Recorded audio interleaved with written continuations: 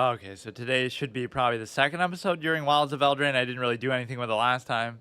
And of course, I'm pretty bad at like sleuthing out, like, oh, maybe people are using stuff from it, against me, because obviously I'm not going to be using anything just off the bat that's super new, but I wouldn't know the difference because I'm still not that familiar. And this game has so many fucking cards that I would never be able to figure it out. I kind of like embracing that. Like, this is why Historic is so awesome. I wouldn't know the difference between something that was used 5 years ago and something that's used now. It would still all be pretty fresh for me.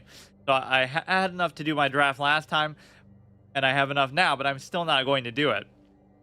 I'll just save up. I almost want to have 20K before I do a 10K draft, just so that I won't wait that long, but just so that I feel like I always have one in reserve. I'm doing like my PVZ minimalistic strategy.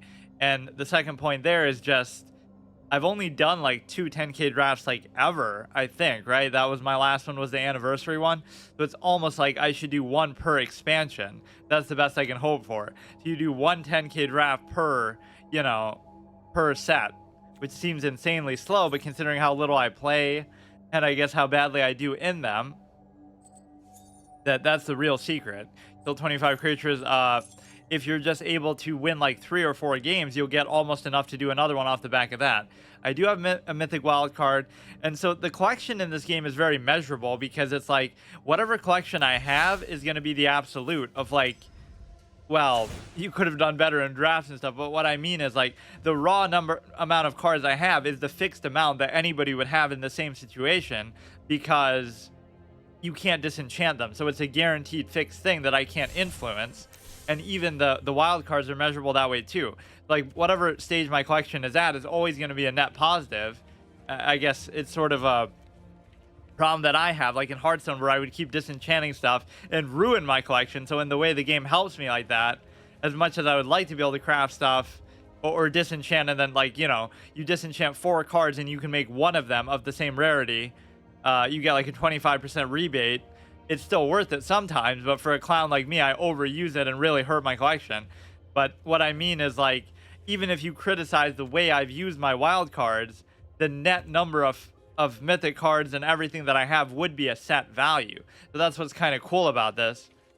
Nobody would have, if they played this much for me, like a free-to-play experience, nobody would have anything more than what I have, aside from maybe building it differently, or again performing better in drafts and stuff. They could have done more drafts, but yeah, the real problem with that is, again, I've wasted a lot of my mythic wild cards on dumb shit, like the Carnage Tyrant that I haven't even gotten a chance to use. I did make this one before, which is obviously better, and you get to kind of rub in their face the whole duality of, not being able to target your stuff, but you still being able to buff them.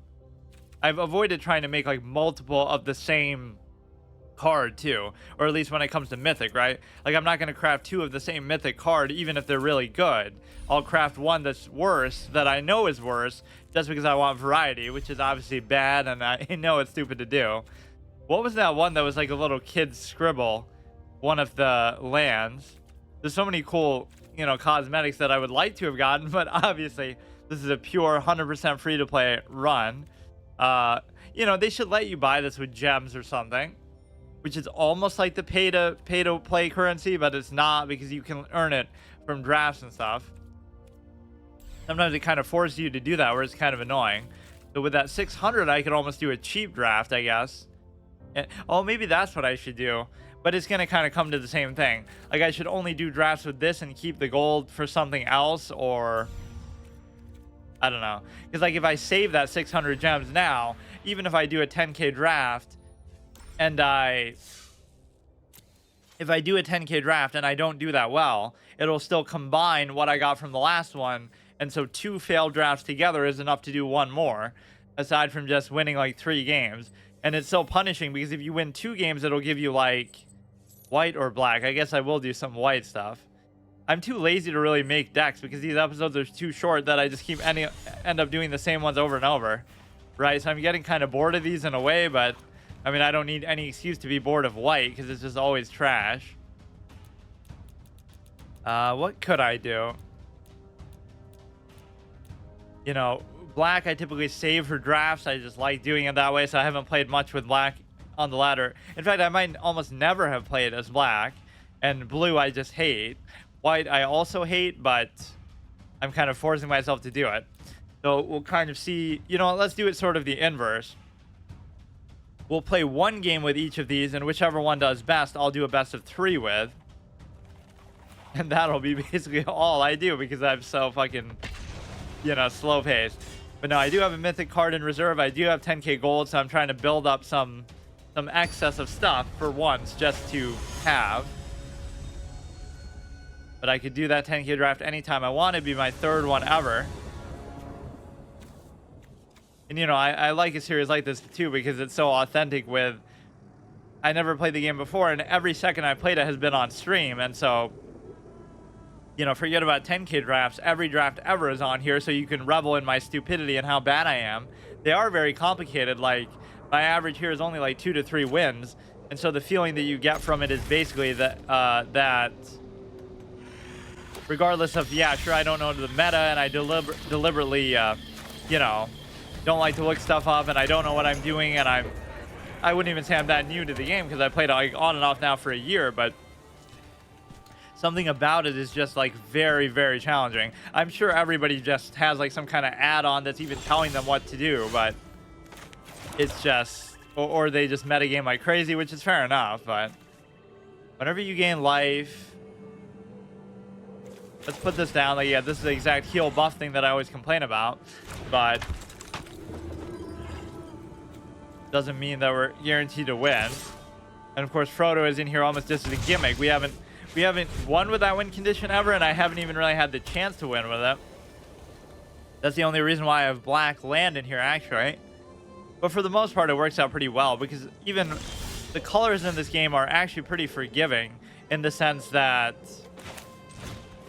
you know, even when something requires like white or green or whatever color, it doesn't mean that it requires that many of them. It'll only require one, and then the 1 or 2, and the rest will be some other color or like a neutral color.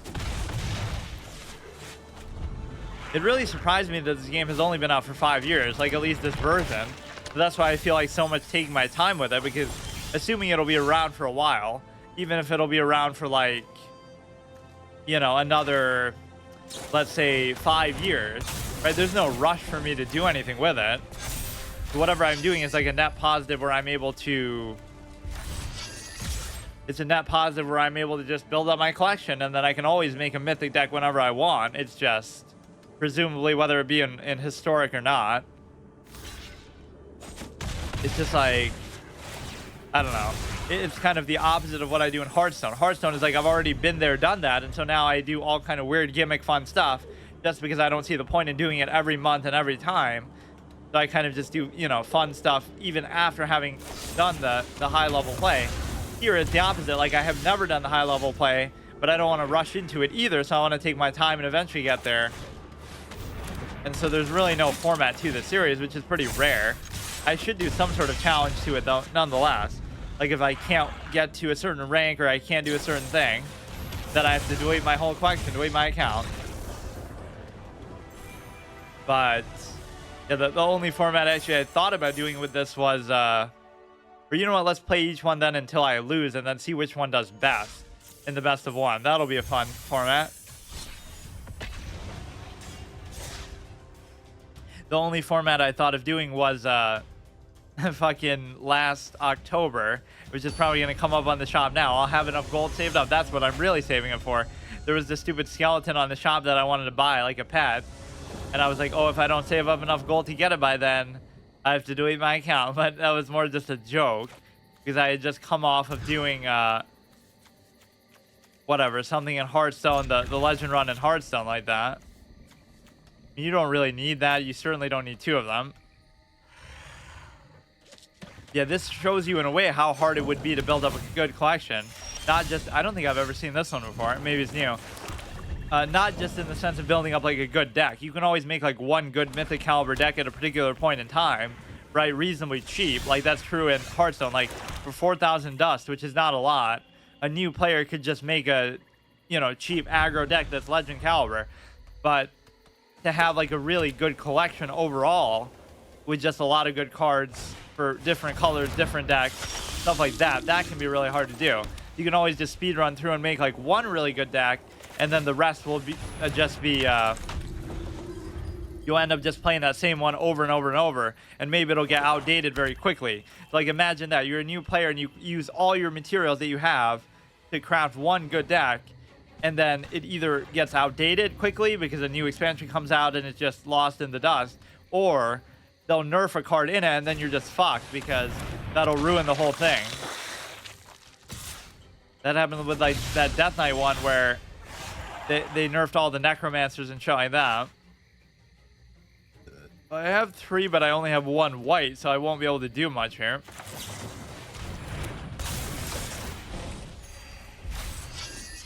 Choose a card to be a ring bearer. I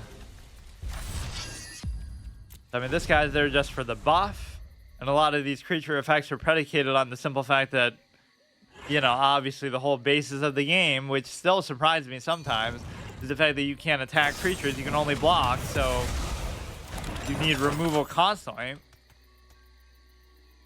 And of course, blue is the one that really fucks you with the removal. Yeah, that's not too big of a deal. I could have traded into that, I guess. Destroy evil. I can't really do too much right now. It was a 2-3, which still wouldn't do me much good. I can't deal with the flying. You may as well just attack if I'm going to pussy out and not try to block with it. I can't really think of too many other card games that are like that, where, you know, even though I say I'm such a big fan of card games, it doesn't mean that I play that many of them. I'll typically play like the same one over and over. I'm kind of like that with MMOs. Like, oh, MMO Maniac tries Lord of the Rings for the first time, but it's not like Lord of the Rings Online. It's not like I've played that many. I played Yu-Gi-Oh! A lot over the years. I played, obviously, Hearthstone a lot. Those are like the main 2. I guess I maybe played Pokemon a little bit in the context of the physical game, but sacrifice this. Enchant creature, I don't care. You'd probably just wait. With toughness 4 or greater, when I could destroy it, the way this is going, it almost makes it seem like that would be worth it to do. The pace of this game is just like way too slow. You know what, let him block. I don't care. It's not like that's my win condition anyway. My win condition is just stay alive and beat them with some stupid flying thing of my own. Beginning of your end step, if you gain 3 or more life this turn, return it from your graveyard to the battlefield tapped. It could get really annoying. This person certainly has all the cool cosmetics, but then why are you down in silver? You must be a tryhard, or you must just be a clown who waste all your resources on cosmetics, which surely I'm not going to be tempted to do. You know, I kind of owe it to myself to get that skeleton because I wanted it so badly last year, assuming it'll be up there for October again. When I enter the battlefield, create a... let's see. Sacrifice a creature, short. An opponent may... At the beginning of combat, opponent may sacrifice a creature. If a player does, tap it. You gain 3 life. You draw a card. Choose a blocker. I don't really need to do that. I do like cards like that have a clear upside, downside. 5 mana, 8/8. Almost as good as my 5 mana, 10/10, but you don't have to pay any cost for it. Doesn't that make it seem so bullshit? And of course, Destroy Evil was perfectly great. Enchant, can't attack, can't do anything. Destroy artifact or enchantment. Slip on the ring doesn't really do a whole lot here. Good to reset that, I guess. I'll attack with the 0 thing just for the troll of it. Discard. I don't know. So I'll take 6 right now, so I don't know why I was so eager to attack there. Or wait, why didn't that come back then? Beginning of your end step, if you gain 3 or more life. Okay, that's the whole theme of their deck. Probably my favorite thing about this game is the fact that you don't have a limit to cards in your deck, or it's not like a fixed value. Even if most people are going to use the smallest number, because that tends to be the best, you can have anywhere between 60 and 250, which is insane. So it's a little harder to control that. Wait, but you can't attack anyway, so...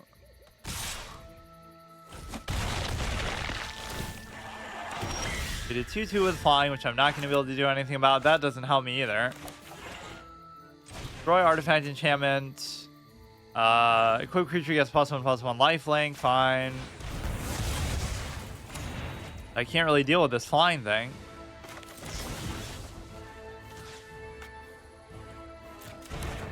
Let's see. 3-1, 3-1, 2-2. I think I'm just dead. The white will go down with a win streak of only 1. I should really just make like different decks every time, but I don't like to net deck or anything, so I would just kind of put together a random hodgepodge of stuff. Or I like to keep sort of iterating on the same one over and over, but I guess I'm easily entertained in a way. Like, I just could keep playing the same deck every week forever, because it would be different, like I said, if I play every day or if I played for longer periods of time. But if I'm only playing like 2 hours a week, once a week, it's like, you know, I will barely care whether it's the same thing or not, because it's still relatively fresh. Kind of hard to explain, like whether you could play a game as repetitive as chess every time like that, and it'll never get old. This game is objectively more complicated than chess. Never mind the RNG factors of it, right? Which is a fair criticism. It's just the fact that you can't really solve card games. That's the whole beauty of the random factor, which I don't necessarily even like. Or what I don't like is the fact that basically you're not able to how long would it take to get to one of these, because they are pretty sick. 1, 2, 3. So I always get 2, but I never get the third one, because again, I just don't play enough or something. Or so which one would I even get? Surprisingly, I don't like the green one that much. This one is sick, like a Tim Burton art style. That's pretty cool actually, even though I don't like blue. That one's kind of the worst. So green and white are probably the worst. Black is pretty sick. Red is really sick. And this is like taken from some card art that we just saw last time, but that is amazing. So I would like to save up to that, but rank 5 is the first one, rank 15 the second one, rank 25. Why is it always so hard for me to get to that anyway? Doesn't seem that intimidating. And of course, this game loves to troll you with like, hooray, I got to rank 61. Look how much I play the game as a free-to-play player. Oh, whoops, I get literally jack shit. At least give me like 10 gold per rank or something. Not that I'll ever really get there, but that is a total troll. It punishes you for getting farther and for playing the game a lot. It should be more like if you get to rank 70, you get a free reward track unlocked for the rest of it, because it takes so long to get there. Like, at least that's what Hearthstone does. It'll give you like 10 gold or something stupid, which doesn't really seem worth it, but oh, you know, you should almost do this just for, how long will this stay there even? It's even encouraging me to play draft, so I don't want to. I would do it with the gems if I had enough. Or what I'm going to do for the 10k draft is I'm actually going to play the one with only 3 games in it. Right, like, that way I have enough time to actually do it and I don't feel like I have to rush, because I'll do really well, but then I won't be able to finish it. Yeah, like this. Play 3 matches regardless of record. Be a good way to try it, obviously. All the fun new cards, and I'll get a lot of them. It just feels like that would only have value for people who play the game like a ton, all day, every day. Or it's like the one game that they play. I do like how this game sort of has that elitist sort of mentality to it. Maybe not this version so much, but just Magic in general seems to have that. Something it has in common with chess. But I guess chess has sort of dwindled away from that with all the cult of personality dog shit. It's one thing if people do that with it, like, oh, you know, 2,000 feet a player is trying to show off how good they are. But it's another thing if the higher level players embrace it too, whether it be GMs or whether it be, you know, the best players in the world are doing it, Hikaru, Magnus, like streaming and sort of turning it into something else. You could say that makes it better, but it just shows you it didn't make people enough money, so they sort of felt like they had to do that. Yeah, white had a 1-game win streak. That is a pretty sick picture. Yeah, we'll just see how many. Normally I do like a best of 3 with each one, but that kind of takes too long. Let's just do it this way and see whichever one does the best gets the honors. which is obviously going to be green always. Or we had that one time where we went 0 and 2 in all of the best of 3s with all of them. So it was a draw, so I had to do it again or something.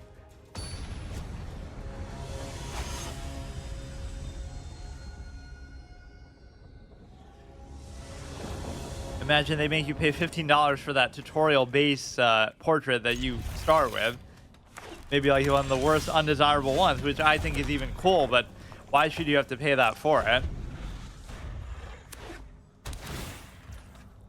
You would think aggro would just be so insanely good here, but you don't actually see it as much as you think, like, just because you only have 20 health, which is in a way very surprising.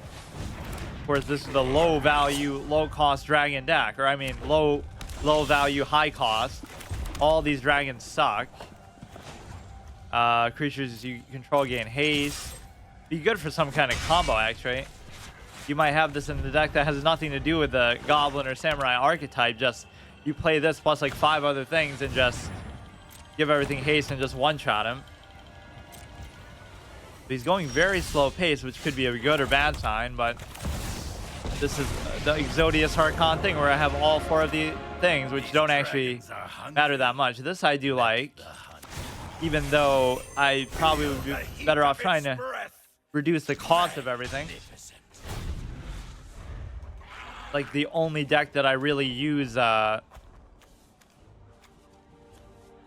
Planeswalkers in, and that's kind of the whole theme of it, but I won't even blame them, but I don't often get a chance to play them. My sort of little internal win condition was always like, if I play all 4 of them together, I should auto win, or if I don't, even if I win, it technically doesn't count. That could be like some sort of other format that I do. I create my own rules for what a win is and isn't. I just want to have these to sort of flex the values later that he clearly won't be able to deal with. Right, it might not seem like your great effect, but I'm always a fan of those sort of infinite cycling value. Just how are you going to deal with these infinite 6/6? I forget what all the effects on these guys even do. That shows you how little I've actually played them. In fact, he's the whole reason why I started playing red in the first place. Because before that, I'm not a... Red is like my perfect neutral one, right? Like, there's the top tier, the bottom tier, and then the middle. So the top tier is obviously green and black. I love greens mechanically, the high value, 5 mana, 10/10, all that kind of stuff. The ramp of it. Black, I love the aesthetic of it and some of the mechanics, you know, death touch and stuff like that. Then the bottom tier is obviously blue and white. They're just kind of annoying and tedious and slow and just stupid. Whether it be like rogues in Hearthstone, priests in Hearthstone, things like that. And then finally, the middle is just red. Like, it has some aggro stuff. It has a lot of other mechanics to it. It's just very... It's just very middle of the road. Like, I don't hate it.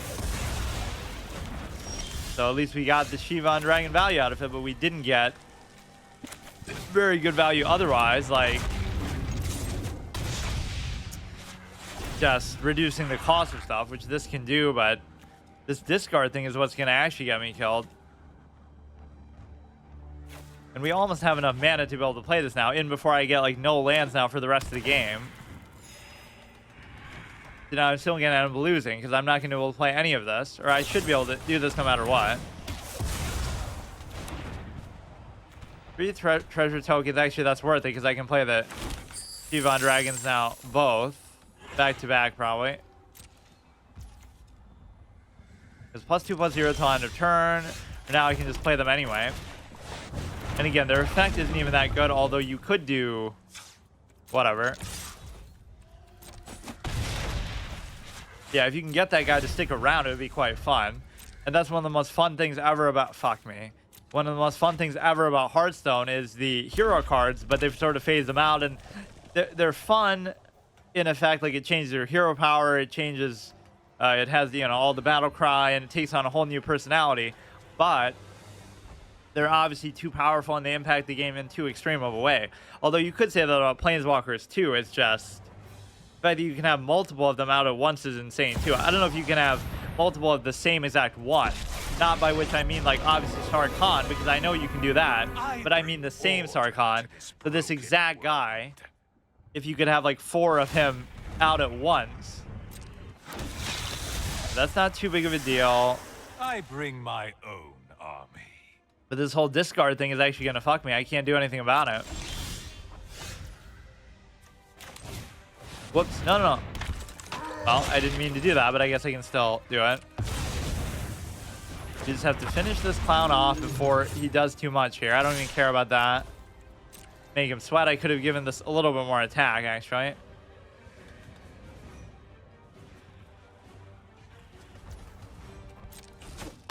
It's always hard to judge whether they're just like a newish player themselves, or they're just using something suboptimal, or whether they're using something actually really good in meta, but I just don't get to the point where I actually see that. Not to jinx it, because I might see it now.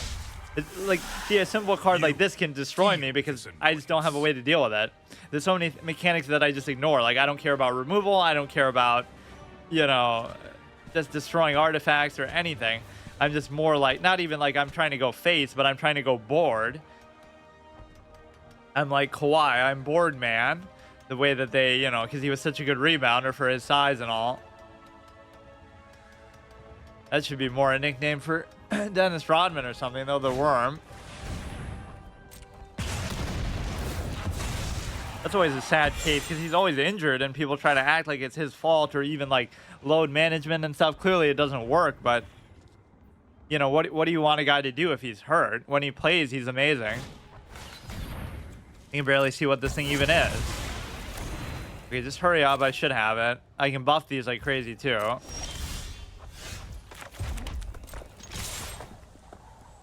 Or I should have, whichever one would get through would actually, yeah, see, now you do it at the clutch perfect time and then he's just dead. What an awesome way to use the effect.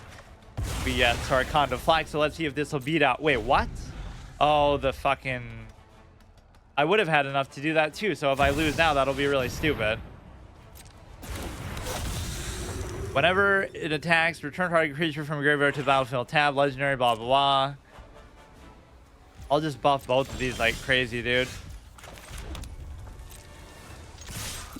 It doesn't matter because you can still block them, which is so stupid.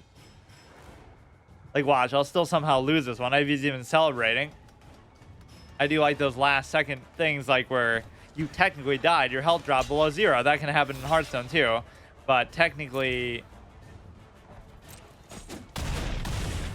Wait. Oh, you're gonna do the same fucking thing, dude. Which means if I had buffed that, you would have probably still died, but I'm too stupid to do it. It's like... What do you call it? Oh, God. Yeah, like your health drops below 0, but you still get healed in the same instant. Destroy all walls. Give it 7/5. Not going to have haste or anything, though, so it doesn't matter. You have to sack that. Mine won't even die. Like, how long you want to drag this out, dude? I'm totally doing it just to BM. Whenever I miss lethal, it's just to troll them, not because I'm actually that stupid. All these lands and no point to them. There's so many of these weird, like, slow-paced decks that don't seem to do anything. Which could be that they're just bad. But see, at least I have the presence of mind. Even when my decks were so bad, which they still kind of are, I would still, you know, focus on the board. So if you just don't deal with that, I'll still win. There are no mistakes, only happy accidents. We're really milking this Lord of the Rings stuff, though, for even the flavor text quotes. Okay. That's not bad, but you kind of want a little bit more land than that, because that can sometimes fuck me over. This is going to be kind of like the ghost one, but it wasn't. That was like a skeleton holding a lantern. I'm actually kind of tempted to get it now, so let's save up enough so we can do that plus the 10k draft, but that'll be like 15k, I think. So I don't know about that. We have enough to at least play that. If it sticks around, you're in really good shape. It's almost like these effects can be pretty good, but you just need more cards, I guess, to be able to protect them. And of course, the two mechanics I don't use are, I typically don't use Planeswalkers. This is the one deck where I actually do. The other mechanic I haven't used much is the idea of like combining two different colors together. We need to be able to protect for the guy. Oh yeah, this is like some kind of meta-ish thing, but Just because it can be used that way doesn't mean he actually is using it, but here we go. Get buried within the archetype. Not really that threatened by them still, but you have to make sure. I'm not going to be able to protect the guy, though. Deal 3 to target creature. Maybe that would be worth it. I bask in the glory of dragons, for their will. Alright, didn't know what that did, I guess. Whenever a creature becomes target of spell or ability, counter that unless they pay 2, and of course I didn't have to. So it's just like a glorified taunt then that I played. So if I can withstand this, maybe I have a chance, but it's going to be hard to even block them. Meet again. I'll have more dragons. Create 5, but I can't get to that point. I mean, I should probably just do these, just because I am getting value from the shaman nonetheless. Even if I can't do anything else. My board's not actually that bad. Just the first strike makes this really annoying to deal with. The sliver creatures, I keep calling them silver. Fuck's sake. Just leave the shaman around and maybe I have a chance. First strike, first strike, first strike, first strike.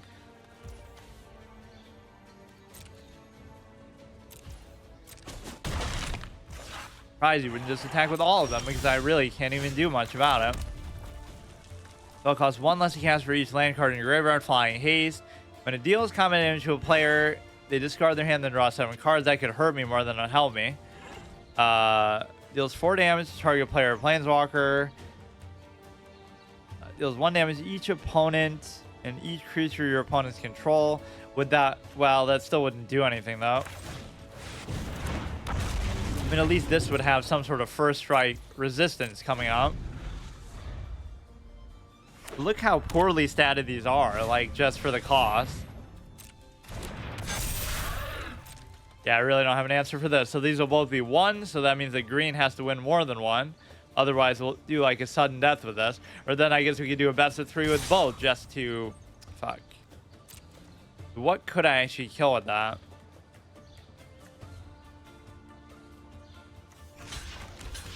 Insufficient blockers for that. I mean, it would be totally worth it to do this. It's just... Or no, I can get rid of the first strike at least.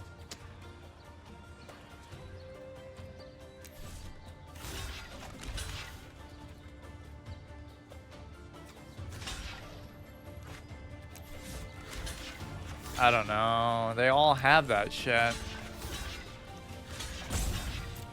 Feel like I'm playing Yu-Gi-Oh with all these fucking archetypes, the way they just get buried in that. So I'm not dead, but this is kind of stupid.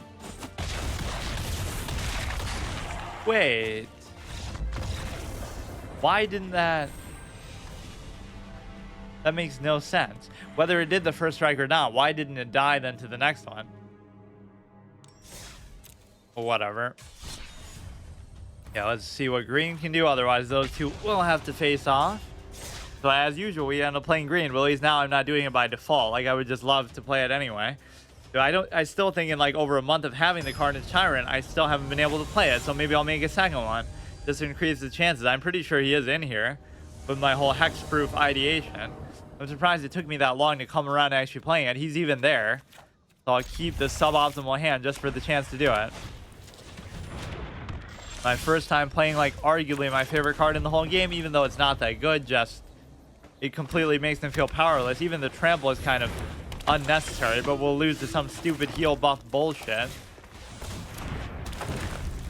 that I was just kind of playing as myself. But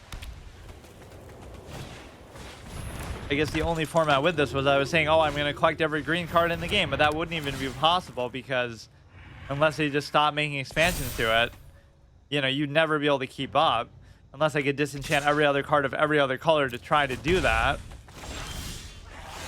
But yeah, it's kind of just like a pipe dream. Rebuke would be pretty important to do early on, but I don't have anything strong enough to get this out there. Or I basically would now, but... But a +1/+1. These are just going to get out of control is the problem, right? Because of my lack of removal. I can summon Gigantosaurus. He's going to have some kind of removal. They're much more valuable just as stat sticks to keep buffing. So you shouldn't... Not that I would trade into it there, but... Or like I love this one because you force them to stop hiding behind that, and you know they'd have to trade in. So if we can get that out pretty quickly, I'll be in good shape, which I will be able to do almost instantly. So clearly we have to rush this though. So it turns from like a mid-range high value thing to aggro just because I have no choice but to play that way.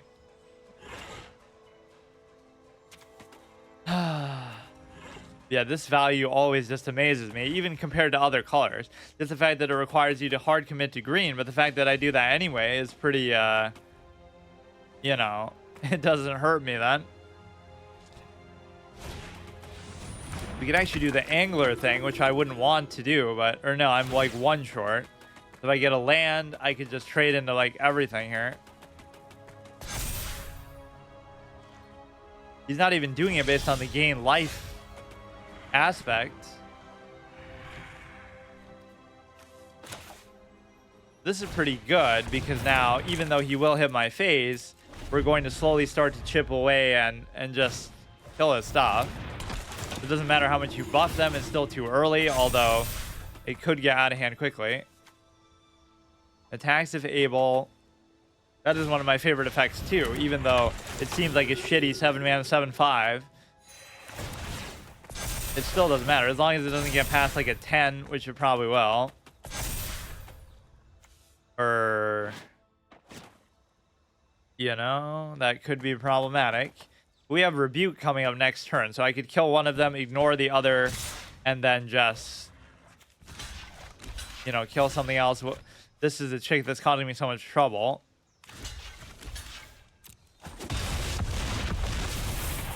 Yeah, it might not seem good, but it's great because you get to stop him hiding behind his shit. In fact, that can wreck these decks altogether. Just the fact that you're able to keep forcing them to do that. I don't even have to attack. You're just never going to keep anything on the board. It almost makes it like an actual card game where you have to, you know, where you can either kill everything every turn or you're just going to keep using the ability and tapping it to try to save it, but you're just done for, dude.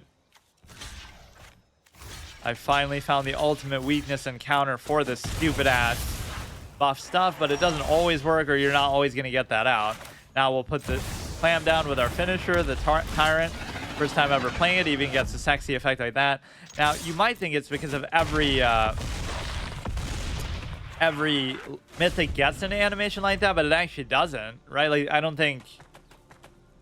I think a lot of other ones don't, but that's typically how you can explain why they get those. I feel like every card in the game should have those, but I'd love to see what you could do about this. You could have just some sort of board clear, but I kind of doubt it. Yeah, the only reason why I won that game was because of the turtle. And so, in fact, that was such an impressive showing for it that I may make another one, but it's just kind of like, it's very expensive. You're not going to get it out in time. It requires blue, which even though I hate blue, I love hexproof. So it's kind of a marriage of those two ideas. I don't know how long that 1,000 thing for playing a draft is going to be around, but now we got to make a decision. I think I like the black one better.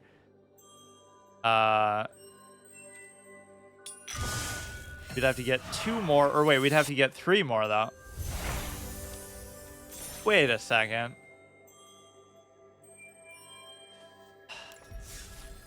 I'd have to get 3 more. Maybe that's why I can't do it. 1, 2, it'd be 35. Oh, there's no way I'd be able to do it then. What? Or I could buy this with my actual gems if I had enough, but what you realize about that is you don't even get a rebate. You get like 4, 8, 12. You know, you don't get nearly as much as you paid into it. You get all kinds of other shit, but what is this thing even? 1 player draft token gaining access to all rewards by unlocking. Well, what is a draft token though? You can just do like any sort of What is the 5400? Wait, why do you need that many? 1, 2, 3, 4. Because yeah, even last time when I did it, I was only able to do it because of the I was only able to 1, 2, 3. I guess you could have done this one for cheaper. 1, 2, 3, 4. 1, 2, 3, 4. 1, 2, 3, 4. Why is it that hard to do? And why does green not get a... Oh no, it just starts in kind of like a weird angle. Wait.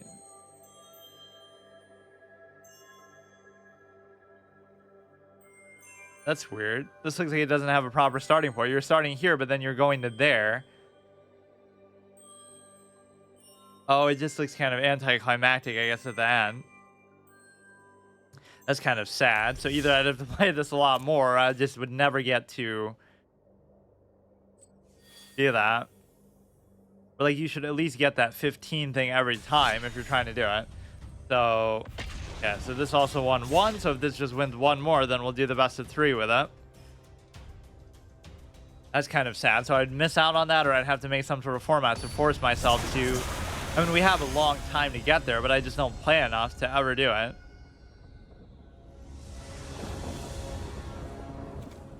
This is not a terrible hand, but I need at least like 1 more land to make it work. Even this guy has a hexproof capability, but that's not really why he was in there. It is such a great color for like newish players because you just get good static value without relying on effects. But that's even my like preferred style of play over time. It makes it sound like I never play as anything else, but obviously, you know, I've played as control and all kinds of other shit over time anyway. Is it gonna be some kind of stupid mill thing? Because it works pretty well against me just because I don't have like a 250 card deck. But what if I did? You know, sometimes they'll barely be able to mill me out, or they won't even, but they'll get close, and it's like, what chance would you have had if I happen to have a 250 card clown show of a deck? Even if it's not good, it works against that. Or even like 150 anything. It makes mill seem completely garbage. Sure, you might get some crazy combo where you're even able to mill that person, but it's very unlikely.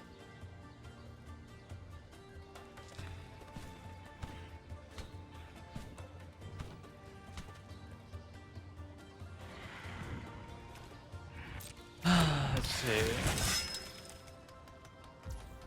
2+1+1s. We gotta stop his buffing even here. He's not even playing as white. Get that fucking turtle out here. This can be pretty good sometimes. Kind of mana rich, especially if we play the other one too. But it does mean that our lands are kind of weak, so if he is able to clear the board, it's almost like you shouldn't play both of those together. But I'm kind of just trying to play everything. You actually got benefit from this weird effect last time, just can't be blocked by black, even though that's normally not an issue at all. But you can use as much removal as you want, because a lot of these are not going to enable that. I should just get this down and try to start buffing it. When it enters, exile any number of creatures until it leaves the battlefield, so we just get rid of this clown chick. Arguably wasn't even worth it, but why wasn't I able to use... Maybe I didn't have enough mana for it, but you're able to use this to sort of counter that, just make it a turtle. The Macro Sage. Your starting deck contains only cards with mana value of 3 or greater, and land cards. Enters the battlefield, draw a card for each other permanent you control with mana value 3 or greater. You gotta end these quick is typically my mantra here with this deck. Even if it's like, you know, even if it's mid-range, you still have to finish it before he gets to the late game control stage. This is good, this is good, this is good. You could kill the 5/3, but who cares?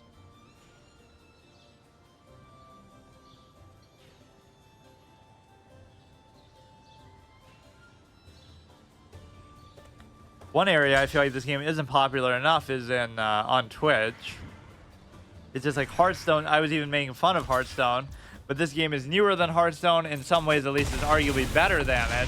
But somehow, still, it manages to be less popular, and that includes the physical game too. Fits into that category. The Hearthstone will be averaging like still 10 to 15, even though as the biggest fan of the game, I'm even criticizing the current state that it's in. But this game is at least in a better state and has been probably a couple years going back. But combine the physical game in real life with the online game, with other versions of the game, all under the same banner, like how WoW does it. You could be playing classic WoW, you could be playing any other version, but it's still able to... Now you should almost just attack with everything, because sometimes I waste it that way, but trample, hexproof, 1-5. Nothing would actually help you there. So that was a horrible move, but I am kind of a moron. Fuck. Now, all it would come down is if you have removal, which you of course do, but shouldn't I be able to do this in the meantime, but I don't have mana to do it.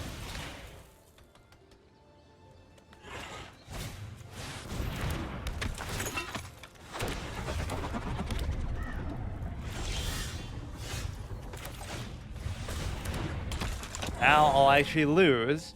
Whether that move would have made the difference, I don't know, but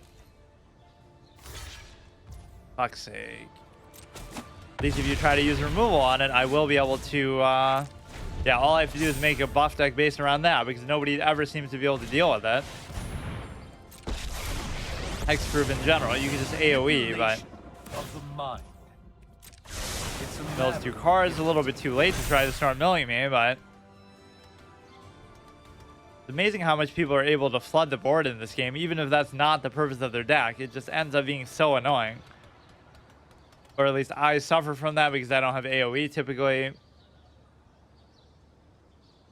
You're going to have to just end it before I kill you with the Stalker, though, or at least it's going to be... Yeah, what a great strategy, too. He's an invisible Stalker, but you have fucking clothes on. That's the giveaway. Why not just let it all hang out, and then you'll be truly invisible? I guess it's just for the benefit of the card art, but I just need a way to buff it, which I might not get for a while, or even that would probably end up just hurting me here.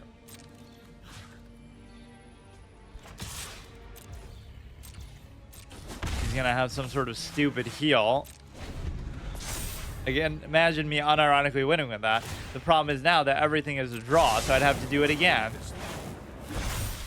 Yeah, it makes me want to actually just do this more just for that card art alone. Just fucking try to get the orbs. That'd be really hard to do, because if you think about last expansion, I only got to rank 25. It's kind of ridiculous.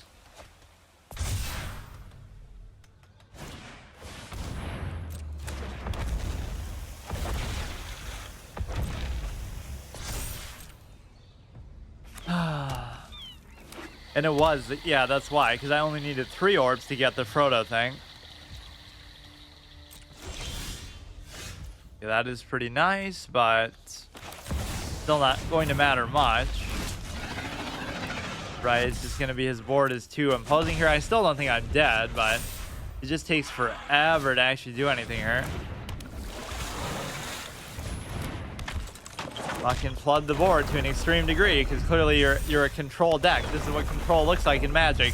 More like this is what everything looks like. Even though I'm the one who said, oh, I care, you know, only about flooding the board. Or like controlling the board. I don't do this shit. I'm not used to a game where you're able to do that. I just have like infinite things here. Obviously the World Tree moment. That's probably the coolest way in the whole 4-hour fucking tutorial experience. They don't bother to mention that one fact that, oh, you're able to have...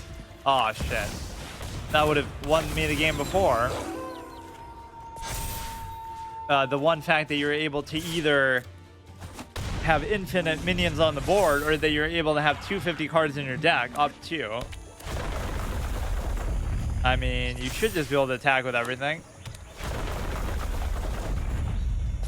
If I can let him attack with everything and just survive it, then maybe I'll be able to finish him off, but I think it's very unlikely I would survive myself. You can barely even see what the fuck is going on. How do they deal with this in real life? They probably don't let you have infinite things, but it's such a stark change to make then.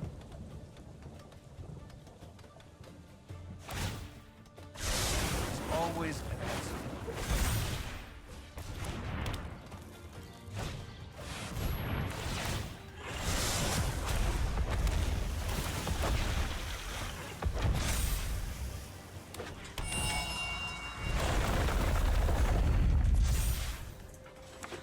Holy shit, we get the point, dude. I think I just let it last too long. Okay, I would love to see this. I normally don't like to resign, but you're just kind of wasting time. There just gets to a point in like the upper mid-range to control area. Like if you don't win by then, you're gonna lose 100% because they'll do an infinite loop bullshit kind of combo, which this game has an insane number of, which I don't even necessarily mind, but it just feels like maybe there's too much of that. So they all won one game. Maybe I should just do a best of 3 with all of them, then to see. I was almost going to do a best of 1 again. You know what? Let's do that. Or, I don't know. Yeah, let's see how long they'll go for. So green actually lets me down, even though we had the epic win with the turtle. Oh, don't remind me of that Frostfire chick that we lost in Paladin, though. That was kind of a sad moment. An awesome character, even though it rips off probably Moira. But the thing I don't like about Moira is that she's a healer too. I don't want to have to worry about that. Okay, this is kind of something I shouldn't even have in there. I thought it might be cool because I don't know. It stops them from blocking, but it's not going to stop them from attacking.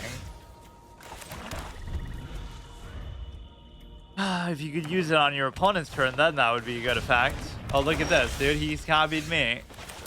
One card that's been in my deck like the entire time of playing this game. There is nothing really quite like this better. I guess you could say it's an evergreen value card. Fuck. Now we get 3 swamps, and we have it only in there for the fucking Frodo effect. There's nothing else to use black in this entire deck. Not that I mind necessarily if white loses, but oh look, he's using like the one that basically I started with.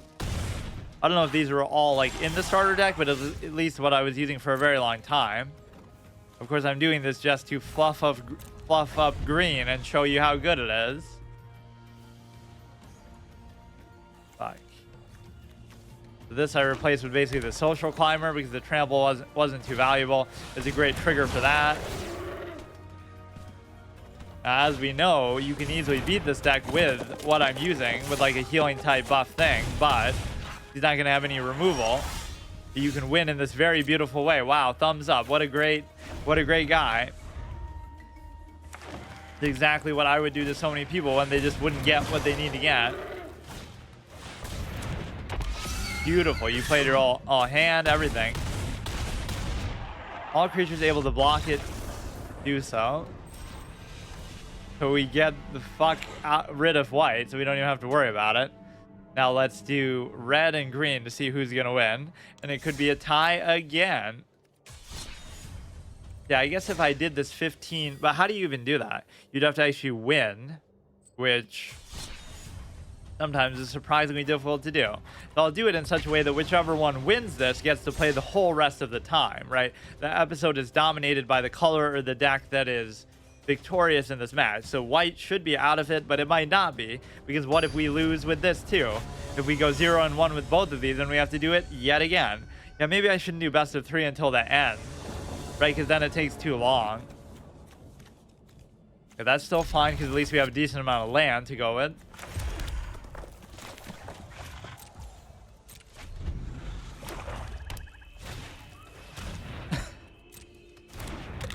Zero 3. When enters the battlefield, surveil 1. Fine. You don't see too many defender type cards. Like the most common one is probably that stupid turtle, right? Which is the mill one, which I'm pretty sure has defender at least. You can get stuck in a rut here a little bit with the low value stuff. Although half the cards I have just exist to try to reduce the cost of them, which you shouldn't really have to do, but 1/3 sacrifice a creature, each opponent loses 1 life, you gain 1 life. Again, all the card text in this game is annoying because there is no doubles format as far as I'm aware, in this version at least, but they probably just copy pasted right over from the real life one, which I'm sure does have that. Okay, this is good. Cost 1 less, but then they're still too fucking expensive. And of course, they might have removal for it. We have 4 mana, still not enough. You could play Sarkhan, but actually probably pretty safe to do it just because. Or actually, let's do that first, just to get some board presence. And obviously, Shivan Dragon's pretty good. This was actually the one I saw that I think I liked so much that I basically crafted Sarkhan to do it, but that was the whole hilarious story. I saw somebody use this and beat me because he kept summoning Shivan Dragons. That might have been in a draft, actually. So he gave him sort of that infinite value cycling that normally you might have a hard time doing in a draft where you might just burn out. But then I went to craft him and I crafted the wrong one and wasted like a mythic wild card on it. And so then I'm like, fuck it, I'll just make all of them. Because, oh yeah, it's the other Sarkhan. Like I was supposed to know that... You know, like I'm supposed to know exactly what. Like the heat of its breath. Magnificent. You know, that there's even more than one. Let alone that there's fucking 4. So I probably just typed it in to search it and then I found out. Okay, so if we build up at least a lot of those, that's a pretty fun way to win. We've had that happen actually already today. Blight Priest whenever you gain life, okay. And I'm burning out of cards, so maybe you don't have like some kind of crazy win condition. Or I should actually just do this now. 3 mana, 3/2. What horrible, horrible value, says the green player. Or whatever, dude. Okay, so just keep this guy around at your own peril, even though these aren't really great value either. Better ally than a dragon. Let's maybe save playing them for now. Whenever deals combat damage, I don't really want them to draw though. Deal 4 damage to each opponent. Not really worth it to do now. This is still a 5/5, so I may as well play these while I have them. Or maybe you shouldn't because he knows I have those, so you could like add to the fear factor of just basically being able to you know, keep him guessing what the other cards are. Yeah, if he has like a normal value deck that doesn't have some crazy combo, he'd never be able to win because you're not going to be able to match the value of these. You might not even be able to get rid of this guy. Basically what I mean is that removal always destroys me because I don't have a way to deal with it. Or I burn out very fast myself. Let's make another one. You would think, as much as I complain about the cost, I should reduce the cost instead, right, with the first effect. But the one thing this guy doesn't have is the payoff of it. Basically, like, I don't have the ability to deal 2 damage. Wait. When it enters, blah, blah, blah. If it attacks defending, has no walls, it deals 2 damage. Oh, yeah, I forgot about that effect, in fact. We should very easily win this. But no, I love the one that has like a 7 thing that summons like 5 4/4 dragons with flying or whatever it is. That has like a real payoff to work towards. So in that sense, Planeswalkers are better than the Hearthstone heroes, but obviously the hero powers alone on those can be so insane. Or the battle cry. You know, like Gul'dan, summon everything that died this game. I don't mind if red does pretty good here, so...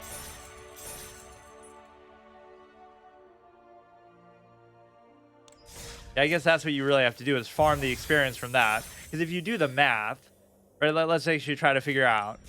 If we do this, how much experience do you actually need? Where does it say that?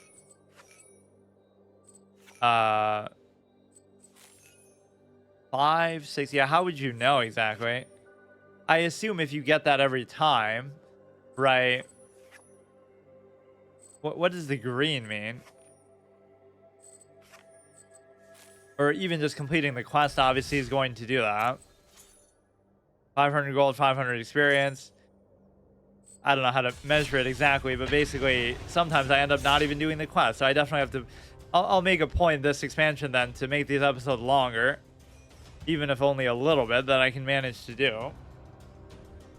All for that stupid card back, which is actually amazing. Tim Burton does it to me again. You can bluff, like, even don't starve. Everything is just a Tim Burton style. Like that. Like nobody else has ever done that before.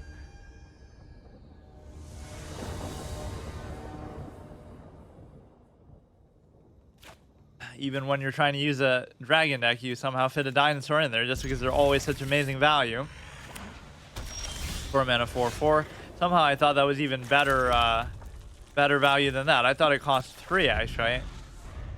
But I should be grateful. Like that's still better standing than any other dragon in the world. Compare that to this. 4 mana 2/3. Like what the fuck? Yeah, that's not too big of a deal, but it kind of maybe scares me for the future of what his deck is going to be, and I don't have enough land to even deal with this right now.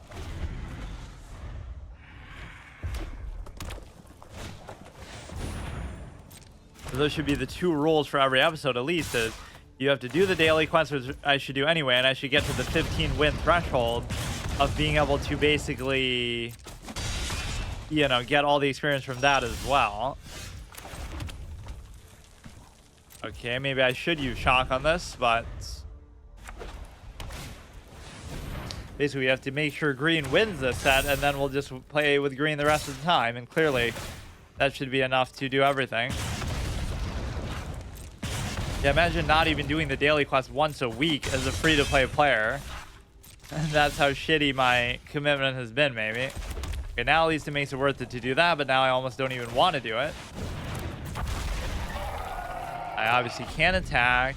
Whenever a creature you control with power 2 or less attacks, deals 1 damage to the player. This is like a goblin card, though, usually. Tokens get +1/+1, have vigilance, get +1/+1. None of these have particularly notable effects. At least good, so we can at least block them now, and the whole tide will turn there because that's all they have. But they'll summon like a million things, obviously. Oh, we have in fact the same beginning of end step, create a 1/1 token. Then if you control exactly 13, you may sacrifice it. Deal 7 damage to any target. We have not only the same hero, that's why he was saying hello. We have the same card back too, amazing. This is a little bit scary. That's just going to be like, give it extra attack. Like I'm probably going to lose still, but at least I have a decent amount of land here. But I don't have decent value cards to play with that land. Like that is a theme of dragons. I'm sure there are better value ones that I just don't have, but they're just so poorly statted. You might say that's a trade-off for their effects, but most of the effects I don't care about. And you also might say it's a trade-off for the fact that they have flying, but that's also not very good value. Okay, we get it.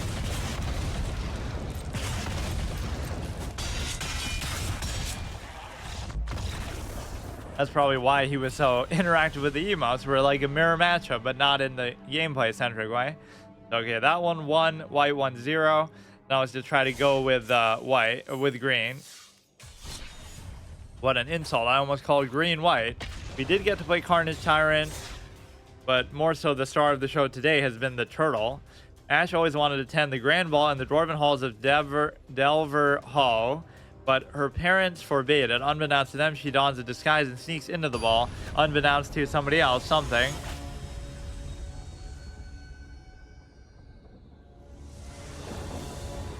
This is green land, obviously. You don't really want this much blue shit. Yeah, this thing always disappoints me, though, because of the effect of negation.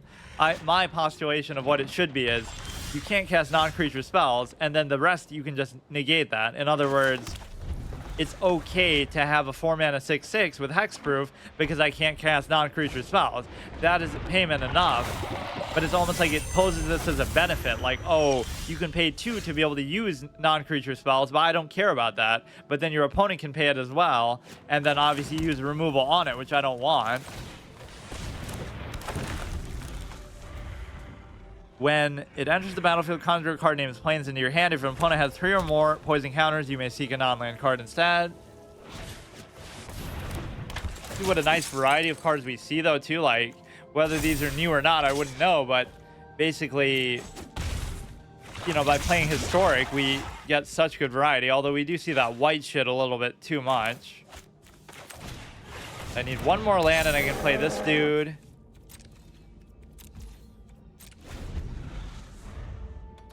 2 mana, 3/3. Imagine that. You'd never see a dragon with that kind of value. You have to pay like 6 mana for a 3/3. Dinosaurs are what dragons wish they could be. Just clip their wings off and they become 10 times stronger.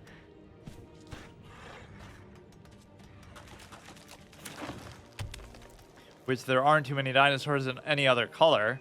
That's the one thing that maybe Hearthstone copied too directly. Like, druids have a bunch of dinosaurs, which isn't really something that innately has something to do with them. They have to do with beasts and stuff, and obviously the ramp makes sense, but you know, innervate and stuff. If it in fact would create 1 or more tokens, it creates twice that many tokens instead. How amazing. And I'm not going to have a way to remove that ever, so I'm just dead. They'll just flood the board like crazy. Even if I do summon the other turtle and force them to attack. Compare the value of these 2 turtles. That's a 6 mana 4/5 with hexproof. That's a 7 mana 5/7 with hexproof and that amazing effect. Because it's never going to hurt you because they could just choose to attack anyway.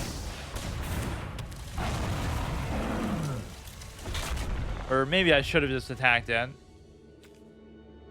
Beginning of combat, +1/+1, of course. Losing the buffs as usual. Is this going to actually do worse than the fire one? Which is not an objective measure because it depends on the matchup. And it's almost unfair because that's why we give white the precedent to sort of baby it. Because if I do win games, then by the time we get to green, it'll be a tougher matchup based on the rank than what we started with. But it's still judged on the same harsh terms. Like, obviously, you know, if you lose, it still counts. That's fine. We could just do rebuke here somewhere along the line. I don't see why I wouldn't do that, actually. But isn't this going to be... Okay. But it should still kill the 4/4, right? Like, somehow I don't understand. Yeah, as long as he kills one of them, it's fine. We can rebuke whatever I want, but just... I'm worried about the token thing, because that kind of shows you what their playstyle is going to be. They'll do that fucking squirrel thing, or some little insect that keeps duplicating, that we've seen like a million times. This infinite loop shit. And of course I have no AoE, I have no way to get rid of it, of an enchantment or whatever. But that might be a better target for rebuke, but this is kind of annoying too. I really don't like first strike as a mechanic, but obviously we don't see it too much either. I could just do rebuke right now. I don't know, maybe that was the wrong target in the long run. With the only removal that we're ever going to have. This will be good. And some of these I have in there just for the sake of it. Like I have every hexproof card that I was able to craft, which I think is almost every one in the game. That would be very good, but I don't have a way to actually get more land here. Just got to wrap this up quickly as usual. If it goes a little bit longer, I'm going to lose to some crazy combo they do. Come on, we're fighting for the life of green here. Even if I don't do a proper format with this, it has some sort of internal format every episode still. Kind of like what I do with PvZ Heroes. Just like, when would this game ever be compared to that? So we'll force them to attack in and just block everything. Assuming, well, I won't be able to even remotely do that though, because I only have 5 mana. It'd be worth it to do this, but the first strike is what I can't do.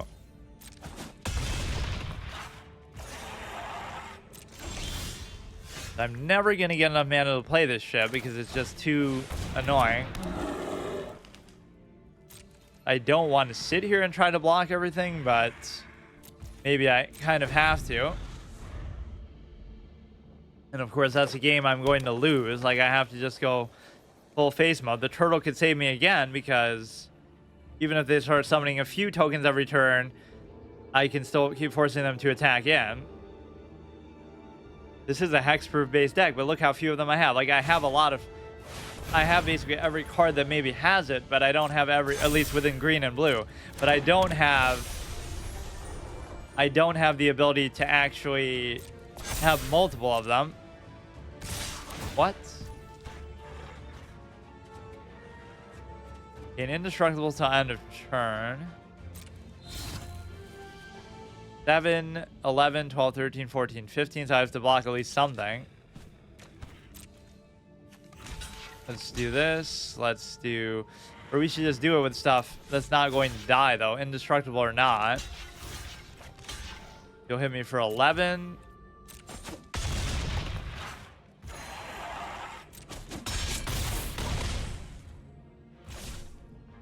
Okay, so none of my stuff died either, but now I can't do anything about this, so I just lose. How fun. So it's actually going to be red that we do, I guess. Who cares?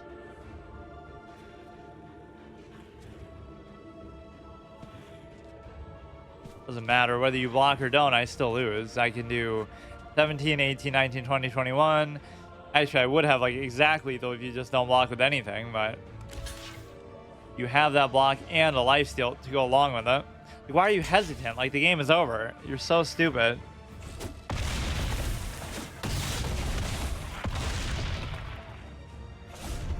Fuck. They didn't even end up using the token shit at all. Tribute to the World Tree 3. Whenever a creature enters the battlefield under your control, draw a card of the power of 3 or greater. Otherwise, put 2. It really has nothing directly to do with the World Tree, though.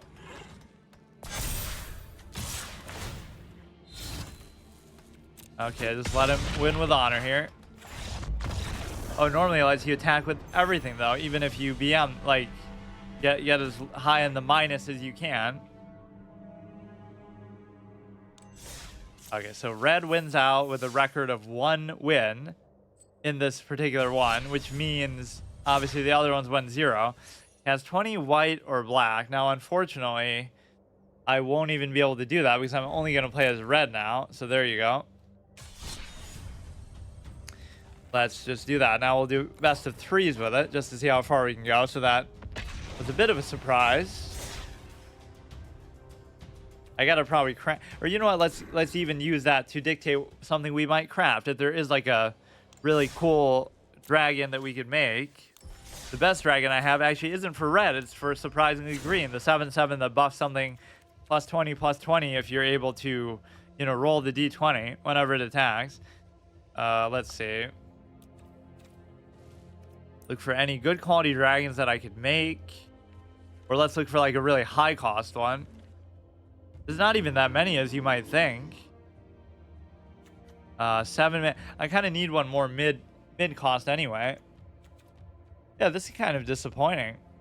This is mythic. Enters the battlefield with X +1/+1 counters, flying haste. This can be good kind of as a finisher, but +1 plus that. So it'll be like a 9 mana 8/8 or a 10 mana 9/9. Like, it's not even that good. See if there's another good mythic one in here.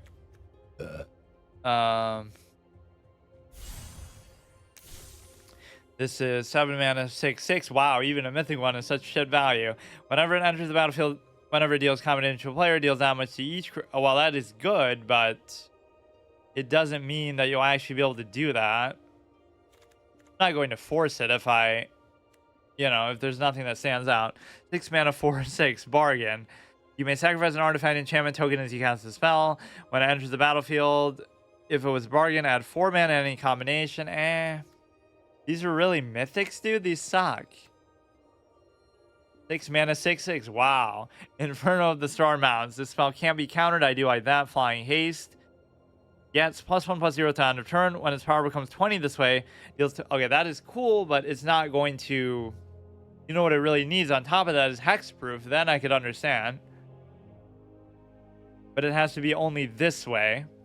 But no, that's an unclear card text, actually. Think about it. Does that mean that every +1/+1/+0 has to be from this effect? Or does that mean that only one, the last one? So it could be like you give it +13/+13 some other way, and then you gain +1 this way. Then, right? That would actually be interesting to see what the ruling on that is. The way it's written, it could apply to either one. Mythic 6 mana 6/5. Man, dragons suck. They're really garbage value. All of them too. Like, look, these are even mythics. Cost 3 less to cast if you not 9 or more cards in your graveyard. Flying when it enters the battlefield, exile cards. Don't care. Yeah, there's nothing that really jumps out at me. I would even want like a lower cost one. Flying 5 mana 4/5. How about one that's just like well statted? How about that? Is that not a category that exists for dragons at all? There's like not a single one that is. 4 mana 4/4. Enters the battlefield. It was kick. Create a legendary 4/4 creature with flying. Why does the token have to be legendary too? That's actually pretty good, but again, it would cost 7 then. So what's the point? 7 mana for 8/8. Why are there so many legendaries actually? Or I mean mythics. Almost all of these that I don't have are mythic. 4 mana 4/4 flying. You don't lose unspent red mana as oh, that's interesting. When it enters, but most of the time I'm using it anyway. You may pay that amount of red. If you do, deals that much to any target. It's okay. Whenever a non-creature spell XX. I don't really have too many spells though. Where X is the amount of mana spent to cast a spell. 4 mana 4/4 again. When I'd have to use like 10 mythic wild cards to make actually good statted dragons. That means now I understand they do have at least adequate statting where it's equal to their mana cost, not even better. But you have to make a mythic just to be able to get that. Otherwise, everything else is shit. Whenever, at least as far as the value, whenever you cast a spell, you may discard your hand. If you do, draw a card for each of that spell's color. There's just nothing, huh? I guess if I was to make one, it would be like that. That one that's like a little bit on the expensive side. Give me like a 1 mana 2/2, just something good cost. There's actually nothing. That's trash. Yeah, this effect I'll never do because it's too expensive. I don't mind doing like a 4 mana 4/4. That would be. I just don't see the point where that is a very good effect. Don't get me wrong. But I don't see when I'm not spending it. You would have to have a deck that just has more land in it. This I don't have enough spells. That I don't really like the discard effect. We're trying to give red some love, but these dragons are just shit. 5 mana 4/5. Whenever a player casts instant or sorcery spells that targets only this, that player copies that spell for each other creature they control as the spell could target. Each copy Flying haste 5 mana. Whenever it attacks or becomes the target of a spell, create a treasure token. I could make another copy of the same sort of cons, I guess. Spells your opponent cast, the target terror of the piece costs an additional 3 life to cast. Whenever another creature enters the battlefield under your control, it deals damage equal to that target's power to any target. Now that is pretty good. So it makes it like semi-hex proof, and it makes it also whenever I summon another over a cost not good value dragon, deals damage equal to it to any target, which could be even to the face. I'm not going to do it right now, but I was trying to reward it for winning this episode, basically. Or I'll commit that mentally still. Whatever the next legendary I make is, or mythic I mean, is going to be for red.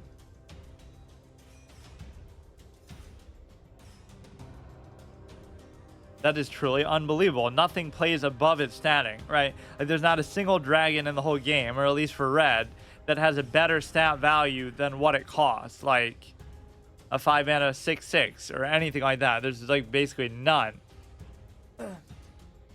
Even if it has a negative effect to get there, like a 5 mana 6/6 that says, oh, you can't cast non-creature spells or something like that. Ferox thing that I was just so disappointed in. The text too small to read. It only gets too small here if you if it's like some sort of crazy paragraph that it had before. But yeah, like, are the minions too small to see because you can't fit all of them on the board, so it has to keep shrinking them down? Yeah, now I'll play as red, period, no matter what the record is. Just because it won that little encounter. Okay, that's fine. Certainly have a lot of land. I just have really bad luck with getting land in this deck for some reason. But it maybe just feels that way because everything is so expensive.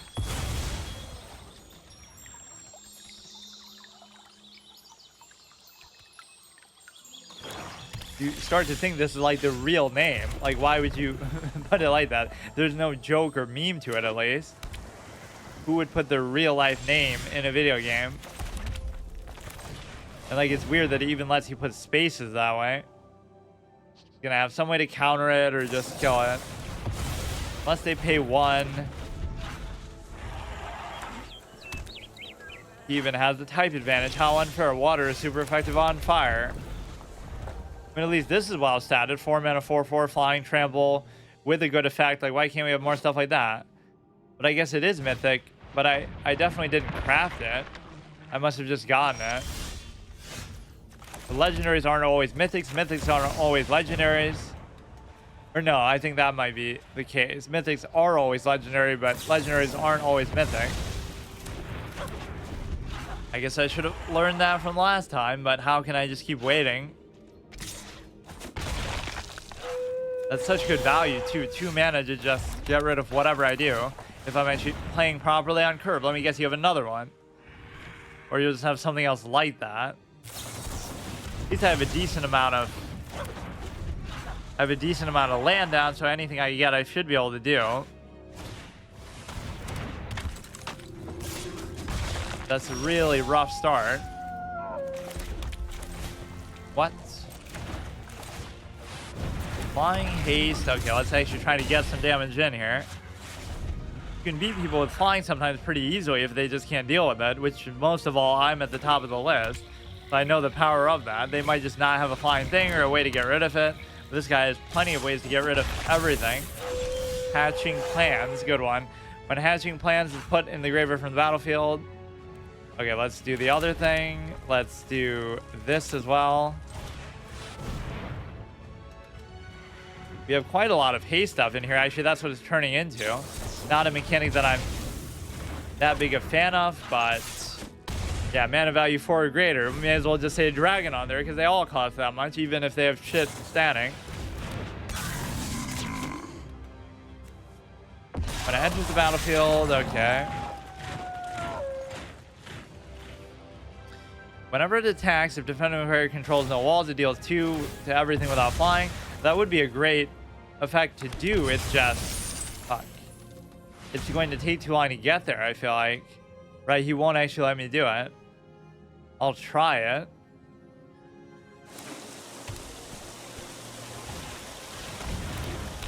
It's a very specific effect. Enter the battlefield, gain control of target creature for as long as... Wait, what? That was such a waste of an effect, then. Should have waited till I summoned something at least. So please just let me get that effect off, but you're not going to, clearly. Oh, okay. Fuck. Some of these are really good value cards. 5 mana, 3/3. Actually, we haven't seen that effect much in my whole time. In my whole time playing Hearthstone, or not Hearthstone, playing Magic, that just takes control of a target. That's so insane.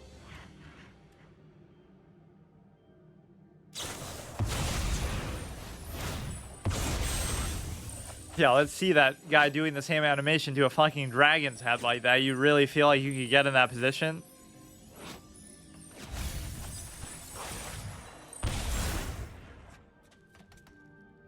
Okay, so we're probably going to lose. I don't have any cards left. Like, this is just an annoying sort of... Well, I still have a chance to come back, actually, in the next game, but... Create a 4/4 token. Like, I just couldn't play anything because he countered everything I ever did. Come to me. So that's okay, but it's not going to be enough. Like, the one game that I actually do have land... Return target creature planeswalker you don't control to its owner's hand if it was kicked. Put that permanent on the bottom of the library instead. Now, shouldn't it show here as feedback of that? Like, you know what it is. Or maybe it doesn't count because it was never in my hand in the first place, but... Or it's like not a card that you can possess, but I don't feel like that's how it works.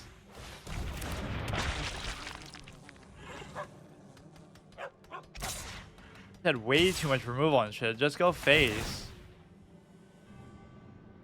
Each dragon you control deals 1 damage, which is a good effect. He's kind of bragging about it, even though... die than lose. Well, you're going to kind of drag it out, though, even though I'm saying it. Like, I hate when people do this. Maybe I have some crazy comeback brewing, but there's really nothing I have in my whole deck that's going to be like that.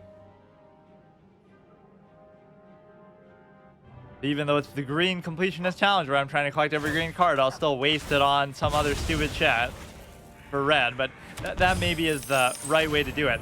Not that I'm getting a mythic wild card every episode, but whoever wins an episode gets the precedent for the next craft. Whether it's mythic or not, just like I'll craft stuff for them to reward them. But I don't feel like doing it right now, so I can't really decide what would be good. Pretty much any of those would be good because I might still not be dead, actually, but...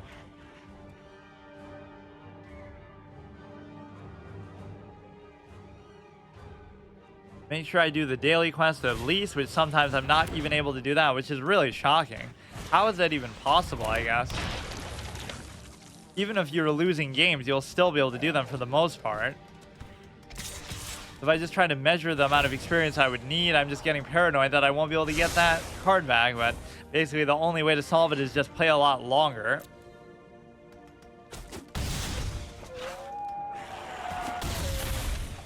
Yeah, see, here it lets you do that, but for some reason the first strike overrode it and only let him hit me once. It doesn't mean we lose the set, but I do love the best of 3 in general. They should really have this on these chess sites. You queue up for you have the option to queue up for a best of 3 match, so you both get to play as white and black or whatever. Do a best of 12. I'm surprised they don't have formats like that. So basically his style is he'll counter everything I ever do, so I just lose. There's nothing I can do. Like, I could wait till I have more mana and excess to be able to play stuff, but I can't do that either because I'm just not going to get it. Or I will try to be extra patient, though. Have to Zerg him down. Now, it's so tempting to do it, and he will counter it. Or he won't. But he'll have removal for it, too, so... Love how this random dinosaur is just sandwiched between everything else being a dragon. I don't have anything I can actually play, but... I guess it's okay. Flying. We better start off with flying actually and just try to get in some face damage. If he didn't get his counters right away, at least. At the beginning of each step, you lose 1 life and create a 1/1 fairy rogue with flying, which is annoying. Not really anything I'm ever going to be able to do about that either. If we go like this, we can summon the other guy too. Or even if you do the counter thing, I'll be able to play... I'll be able to pay the 1 mana for it.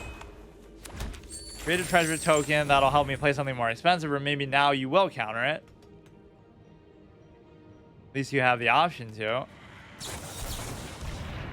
Unless it pays 1. But I should be able to pay 1. Yeah. But even that, you don't get to do. Let's even just do that too. Or no, I'd have to sack the guy to do it. This should be able to get through. And if we keep up the pace, we might be okay if I can actually summon some of this shit. But those are going to get kind of out of hand. It's the sort of thing I'm just not going to be able to do anything about it still. Something as simple as that. Priests of the Forgotten Gods. You should call them Old Gods instead. Make it seem like Cthulhu. Sacrifice 2 other creatures, any number of... whatever. I should almost try to get rid of the flying ones just so he can't block stuff with flying. There's 4 damage to each opponent. I'd have to give that up to do it. This I shouldn't have to. We could still use this shock if he tries to block. He won't be able to kill actually any of this, or he'd have to double block. Let's see how he cleverly blocks, or he just chooses not to do it. He's very close to dying. In fact, that would be almost enough to kill him. That would be enough to kill him. So, like, we have the option, but now this turn will destroy me. Watch. He has something up his sleeve. At least let it go into a final sudden death match. I'm sure it's possible to draw in this game, but I'm not sure if I've actually seen it. Sacrifice a creature. Okay. Come on, I have so much capability to potentially kill you.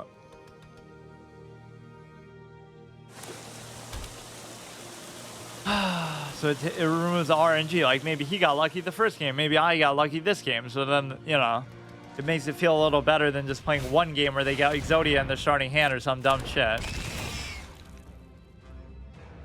Okay, even that doesn't bother me too much because you just lose the game. You didn't necessarily know for sure that I lost, but... Okay, here we go. Yeah, that first game seemed so lopsided that I had no chance, but...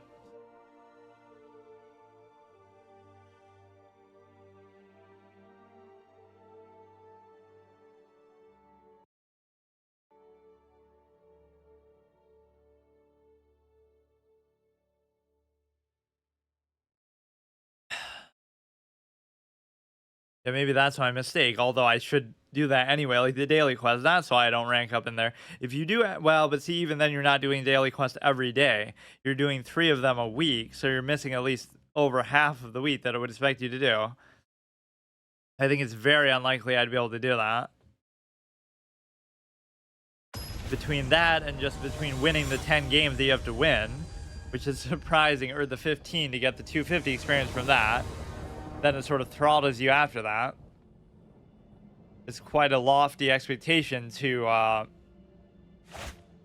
you know, to have for somebody who plays only once a week.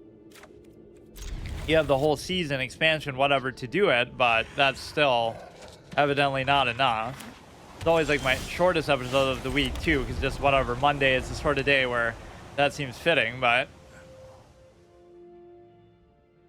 Already rank 5, but then it gets a lot slower. It doesn't give you like a clear indication of how much experience you get either, like, or how much you need between each rank, so I can't even estimate it. And of course I can't buy the reward track thing with gold. You can't convert gold to gems. Could you convert gems to gold? I can't remember. No, I don't think you can do either one. Or maybe you can, but I don't know how. So that would be the solution. You could just spend all your gold to... Let me actually see if there's an option to do that. To pay like 10,000 gold for whatever amount of gems. But it still wouldn't be enough anyway, so it doesn't matter. Right? It wouldn't be enough to pay 34 fucking 100 for that.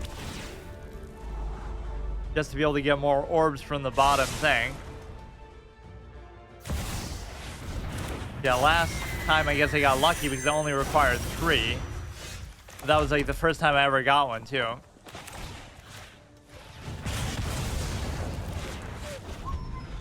He's got too much counter shit, and that's how he always wins. I've been getting kind of fortunate with lands though, all things considered.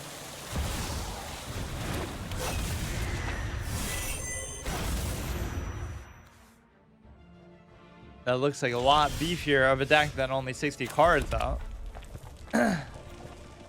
When it attacks, deals 1 damage to each target creature defending player controls. If that creature is a zombie, deals 2 instead. Whenever it attacks, deal 1 to target creature. This one's just better.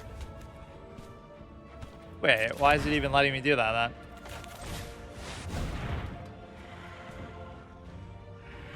Yes, you'll counter that as well if I can't pay 1 more, which is a really good value thing, but very hard to play around because who knows if I can afford to wait either.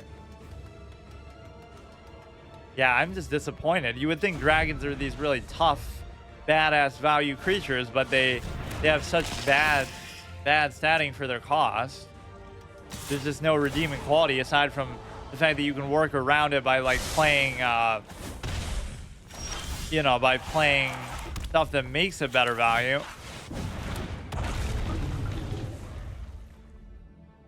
Surprised I don't see this more. That's so good. I'm not going to have a really easy way to deal with that either. I do have the Force Archons in here, so I'm surprised I'm not seeing them more often. I'm obviously going to lose this one. That's one thing about the mid-range sort of style, or whatever it is that you want to call it in this game, just bad deck quality overall. I won't even pretend this is style. Just like, you're not going to see like crazy comeback. If I'm losing on the board, I'm going to lose. If I'm winning on the board, I'm probably still going to lose because I don't have the ability to, you know, do anything most of the time. Just like, now we do have haste, but I can't afford to actually do it. If I was to kill this, I'd get that back, which is kind of maybe a little bit dangerous on their part, but legendary artifact. Equipped creature has first strike +1/+0 for each instant sorcery card in your graveyard. Okay. Deal 1, doesn't really matter. Whatever, at least we won one game off of this guy. Fuck's sake. Yeah, there's just nothing I can do.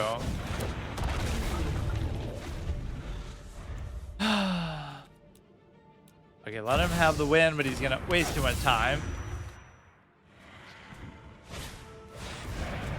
Maybe he... No, he can easily do it. Just attack with everything. Yeah, see how rarely, though? That's why that one mythic wouldn't be good. It's like... You know, I always use up all the mana that I have, and I never have any left over. So as intriguing of an effect as that is, it doesn't really seem to make a whole lot of sense.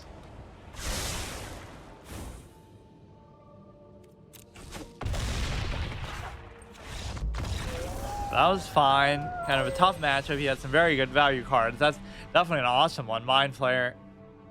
If I used blue, I'd be very keen to actually make it. That's also a sense of discovery that I get with, like, not only do I not net deck and stuff, but I also just don't even know anything. Right? Like, I've never watched people play anything like that. The whole beauty of it is I often inform myself that way. So I'm not allowed to net deck or copy stuff outright, but if I see somebody using something, I might be compelled to make it or, you know, craft away some of the cards. And then it comes down to my memory or my willingness to copy it sort of one, you know, verbatim. I'm not going to copy every single thing they have in there one-to-one and just make their exact deck, but that's the only extent of metagaming that I would do is like whatever I see, I can at least maybe borrow from a little bit. Once just a nervous village boy with a knack for elementary cantrips, Johann was chosen to be...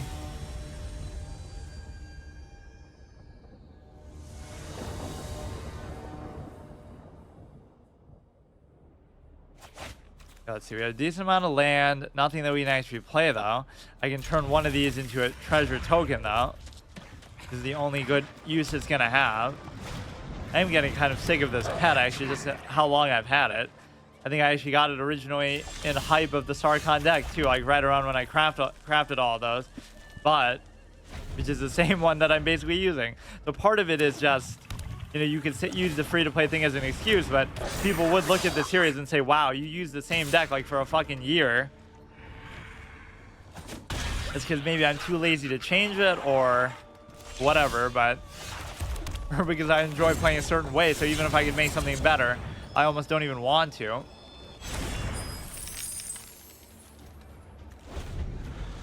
Yeah, you don't want to give away your strategies to your opponent by like whatever card back or hero or whatever... you know, pet and stuff you have. Right, so I knew from the beginning without them even having to play anything.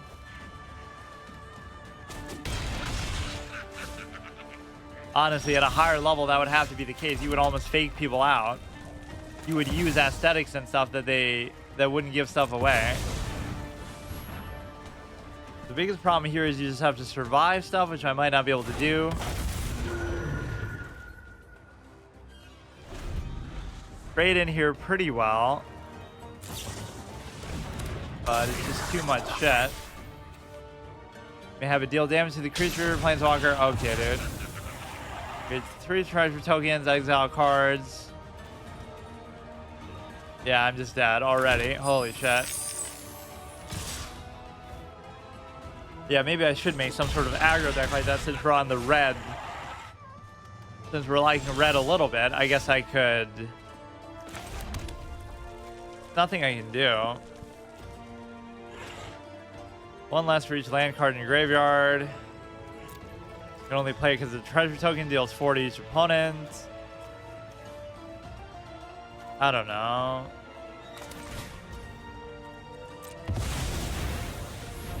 We could do that and we could chalk one, but I'm still dead. Block at 3, or maybe I'm just barely not dead. I'd rather you do that to a minion, actually. Yeah, so because of that, I could block at 3/3, and then I still have 1 left.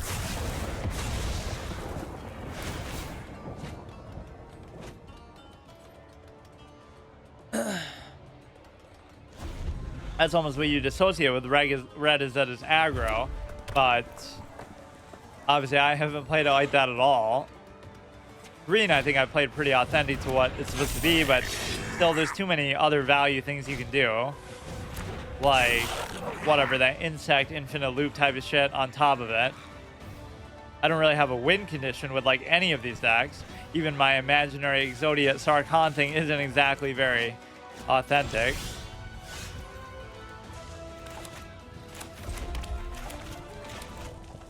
But yeah, I mean, I already lost, but I don't know what he's doing. Ooh, that's pretty cool. Yeah, when will they add, like how Pokemon added the fairy type after so long? Wow, finally another Pokemon type. When will they add a 6th color to Magic? You might think, oh, they'd never do it, but I'm sure they will. Be kind of cool in a way, too. Then they slowly have to build up the style of it and everything. But it feels like almost every playstyle imaginable could fit into the 5 colors because they're very broad. It doesn't mean it's just based around one thing and one thing only. Even if I tried to sum up each one in one word, like, oh, red is about aggro, and blue is about control, and green is about ramp, and white is about healing, and black is about... Yeah, how would I sum up black, actually? Black is basically about almost removal or... I don't know, some like counterplay with stuff like Death Touch.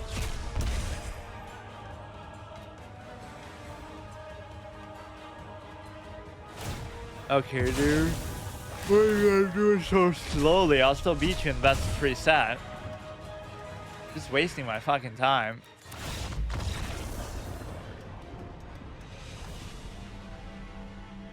Don't want to cast a spell, you can pass priority, and you have some way to cancel shit too, which I don't think I've ever used that mechanic. You're not allowed to use the keyboard. This is supposed to be a mobile game. So how would you do that? You would have to like panic tap or do some sort of weird maneuver. So this is also not great, but because everything is pretty poor value, I have no choice but to do it. Yeah, maybe I should make that at some point. I'll make like a really low cost aggro sort of goblin type deck, but I still don't really have the synergies for it. That's how bad the dragons are that I won't even craft a mythic dragon. I'll just kind of re-roll into something else altogether just to try to, you know, segue into something else. It won't even be worth it to try to improve our dragon stuff. Maybe hope that they wouldn't get off to such a good start again, but can be helped. And I still kind of have to do this. Guard a card, draw a card. At least it would act as basically a taunt. 3 mana, 3 taunt. Add mana in any combination to cast something, but it's not going to actually make up for it now. Told me I should do this. Discard a card.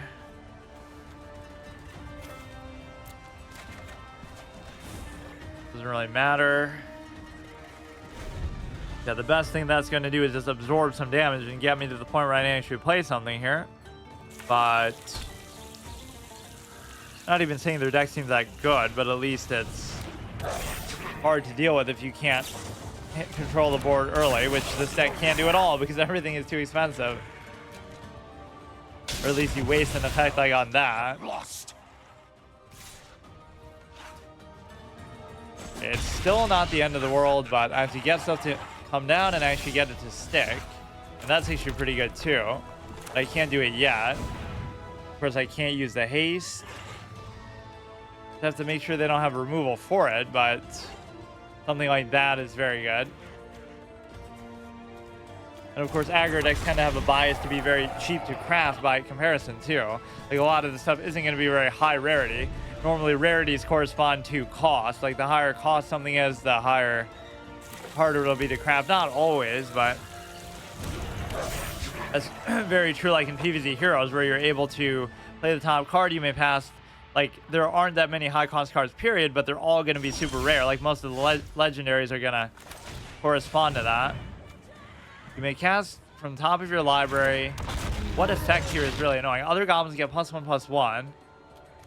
You know, I'll do the 3/3 just for the fuck of it, but that could arguably be more annoying to deal with. We're kind of controlling the board a little bit. I can't really afford to attack with anything. I'd be happy just to fill up the board as my best chance of winning, but at some point they're just going to summon way too many of them, like a lot of tokens and stuff.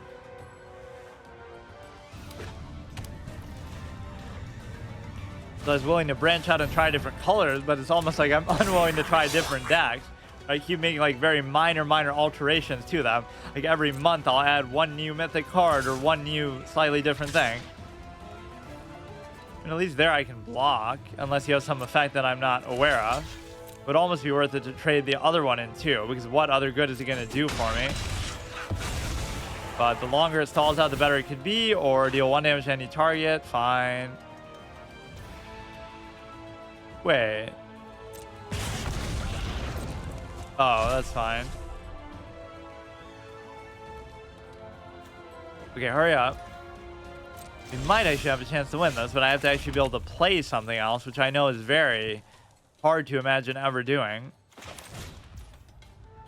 You know, it'd be worth it, because if this thing attacks, it'll deal 2 to everything. He has to deal with it, like, right away. Otherwise, you know, he has going to do flying, so it would basically clear his board almost. What could you possibly do to react to this with the kind of deck you have? I don't think we've ever destroyed any actual walls with that. Yeah, that's the only AoE I have. Just like how the only removal I have is like Rebuke that relies on having something on the board. My AoE also relies on attacking with something, which is a pretty good effect, but is he going to actually... Okay, that'll still kill everything. It will do it, except for the 3/3. So we would win the game right now. Should have actually held that back, but I guess you don't have a choice. Look what a weird ways we end up winning in. Like, some random specific effect that we can't rely on having every time. And it's way too fucking expensive even still, considering that.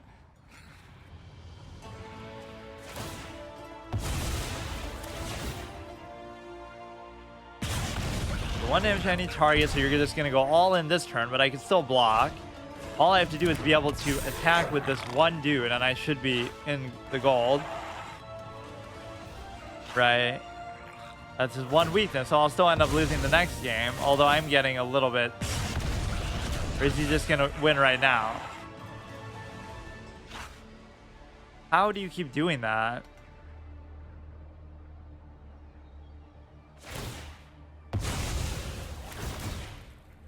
I mean, it is the right way to go about it, don't get me wrong, so I'm still going to lose, probably.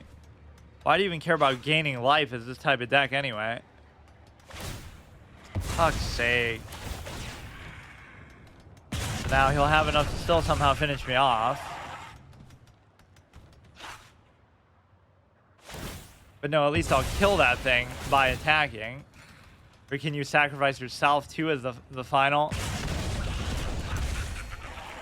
No, you shouldn't be able to, but... Look, if you win like this...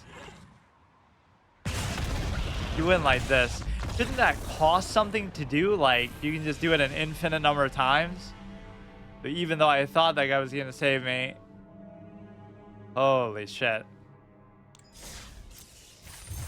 At least we did the daily quest. Oh, here's where it'll show you the experience. Reward 1 pack.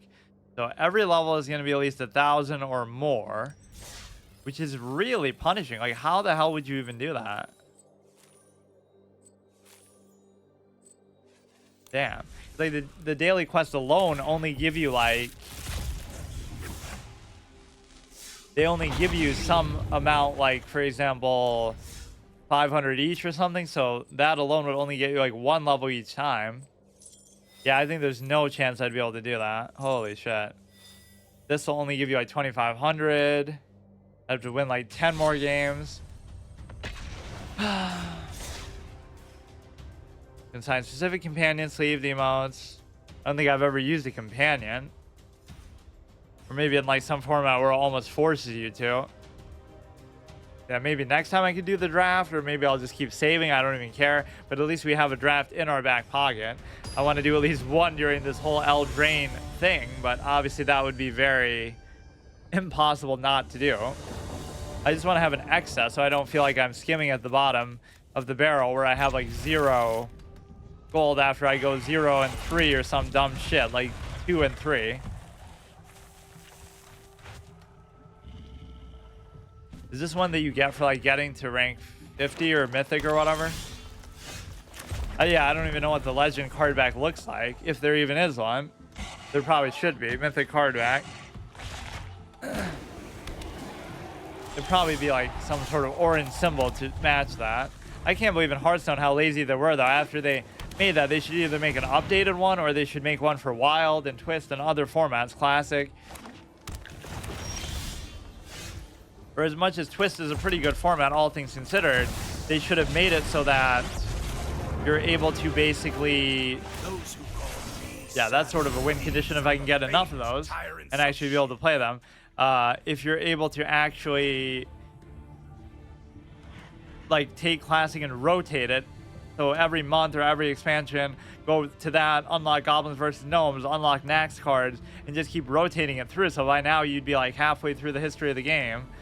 Or whatever, and that would have been an amazing way to do it. But instead, and all it requires them is to check and uncheck certain boxes. Like, it wouldn't have been that big of a deal. We better play some actual shit.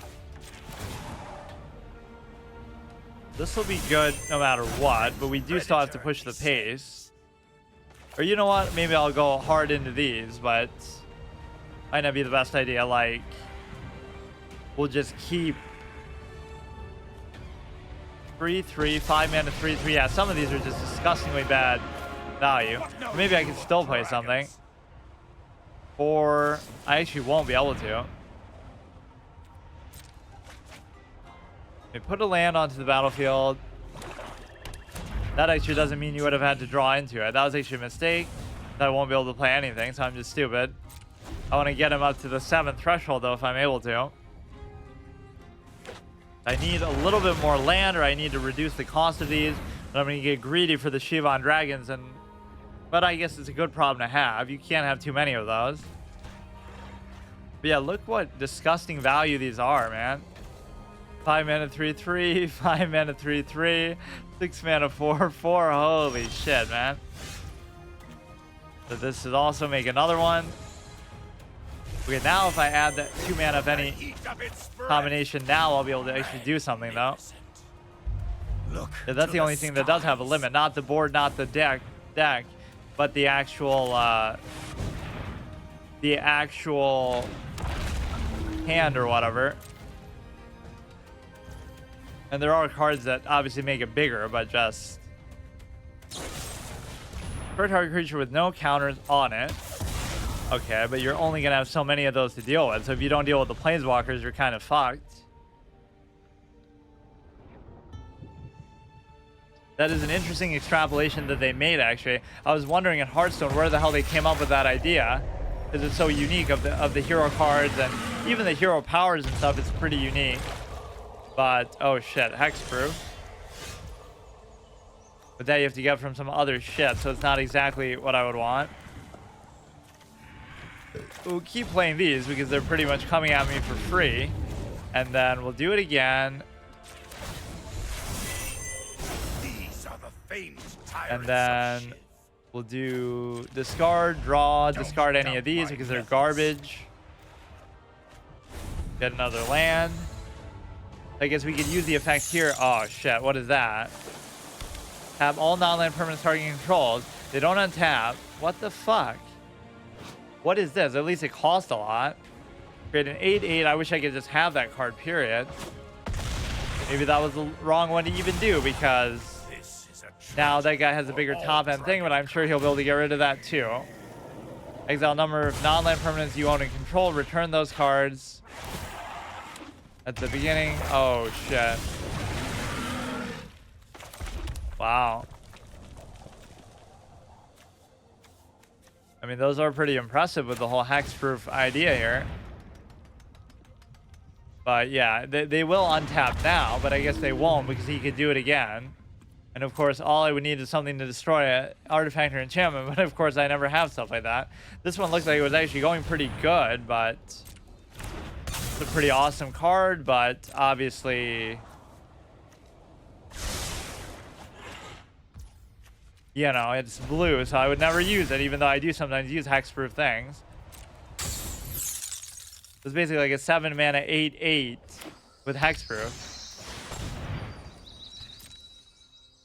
So it's not actually bad. And the other, gain control of target permanent and opponent controls, tap it. Is that a mythic card or what is it?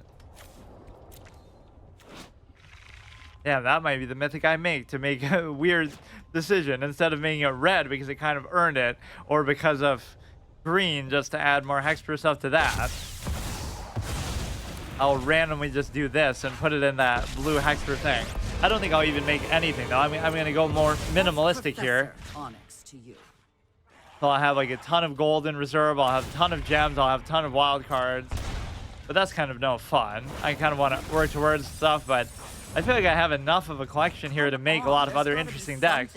I'm just kind of too lazy to actually do it.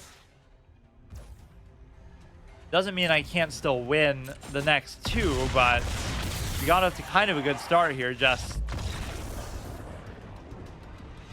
you know, with the being able to play the planeswalkers and stuff. No one cards in your opponent's hand are shown face up, fully visible, no need to take notes. But that's what the whole point of a game is, to keep track of stuff like that, keep track of what's in your deck, everything. Like, I hate those deck tracker add-ons, that's so stupid. I'm sure this game has as well. At least we have more stuff I can play. And of course, all the best value things are dinosaurs. Players can't gain life is an awesome effect, but of course they won't let that stick around. Just replace trample with a hexproof and maybe you have something there. What I maybe need to end up doing is just make more copies of the same thing, but that I don't find fun either. I'd rather make something worse, but that's just different. The fact that this guy has haste is totally unnecessary, but it's still a good value card nonetheless.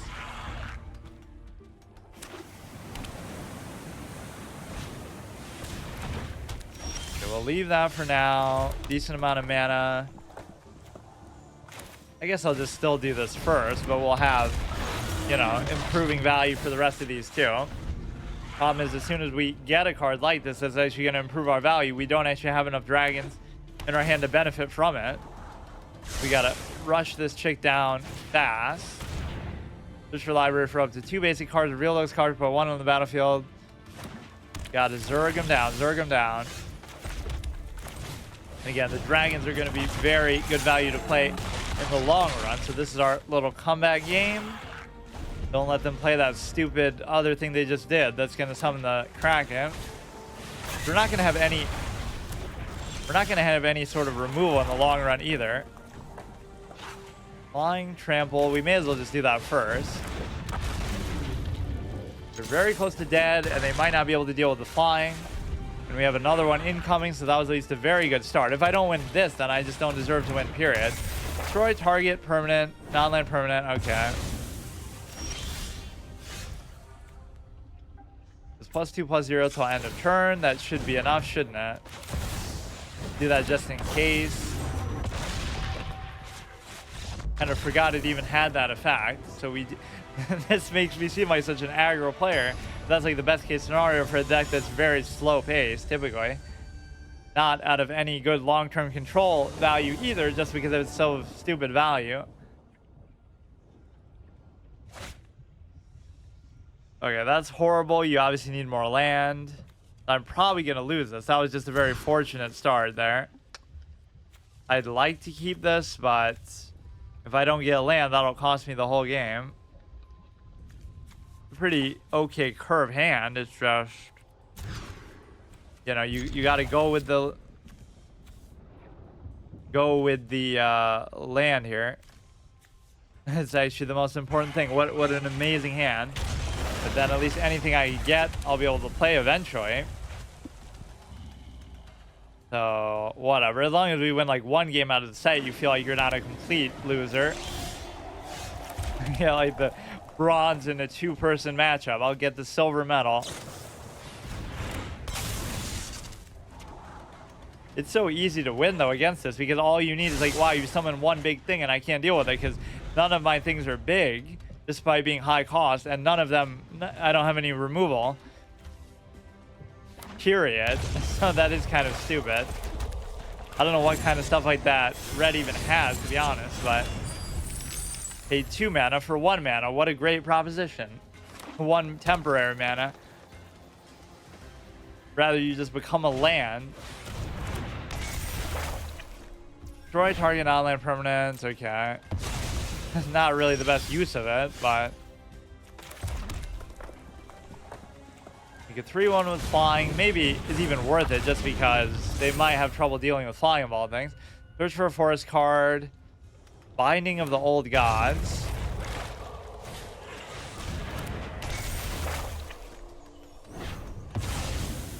Yeah, you're kind of wasting that on little lightweight stuff here, though. Might be pretty good. We'll get another one as well. Started off a little bit slower pace, but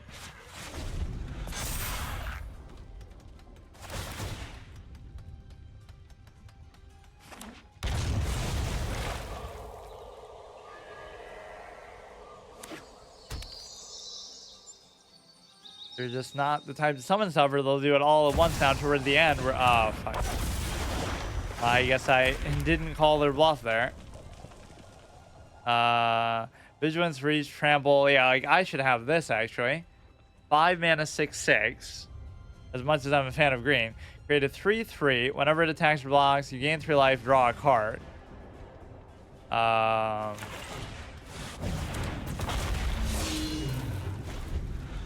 So I probably just lose because of that alone. Vigilance, Trample, Reach. I don't see what the downside is. 5 mana, 6/6. Yeah, they have like only fucking high cost awesome minions. Don't even play anything half the game. There's nothing I can do about this period. Like I just automatically lose already. Cosmos Serpent. Can't be countered at the beginning of upkeep. Create a 3/3 blue serpent token. Sacrifice it. Tap something. Can't gains indestructible till end of turn. Sacrifice another servant.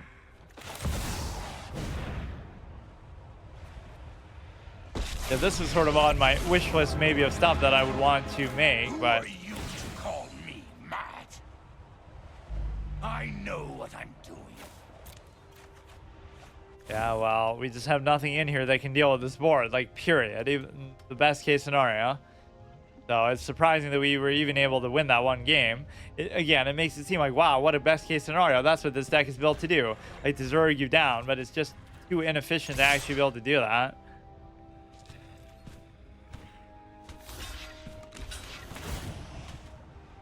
Look how hard it is to win that, you know, those 15 games threshold that you have to try to do. For not even the daily quest, but just the little bonus 250 experience. I've almost never actually done that because I don't play necessarily for long enough. So we're at rank 6, almost at rank 7. It just doesn't seem practical because even though you have months to do it, where does it even say like how long it lasts? It'll only say it towards the end. I forget if it's 3 months or 4 months even. As long as I play this, I don't barely even pay attention. But it seems very unlikely you'd be able to do this. That's so stupid. You do some more best of ones, I guess.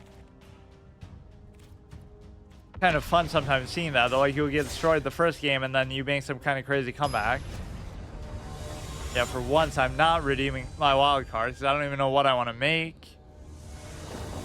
That was a pretty good candidate right there, but not even that I'm sick of green, it's that I'm sick of playing the same exact deck, maybe over and over. Although Hexproof was relatively a new development, maybe like a few months ago. But basically, that wasn't something I was using at the beginning. I'd have to count and see how many times did I use that same green deck at the beginning, though. That was like for the first 6 months of playing. Just like whatever ramp stuff. Of course, I kept altering it a little bit by improving, you know, just adding a couple cards here and there, but which is the natural way to do it. I don't know what you would expect a free-to-player player to do anyway. The best they could do is make better decks, but they're never going to make, you know, they wouldn't be able to make more cards. They would just build it in a more optimal way. You make the treasure token from here, but I don't even want to. Because the way that I end up devolving into playing is aggro anyway, which is often the free-to-play mantra. Like, you may as well just go for that because it's cheaper, it's easier, it's more straightforward. You're going to lose a lot of matchups against control and slow-paced stuff, but then you can slip through and beat them sometimes still, too. And so the point is basically that even in decks that I make that aren't meant to be aggro, because I haven't really made too many of those, you end up playing that way anyway. You may as well just accept the fact that you have to and just deal with it.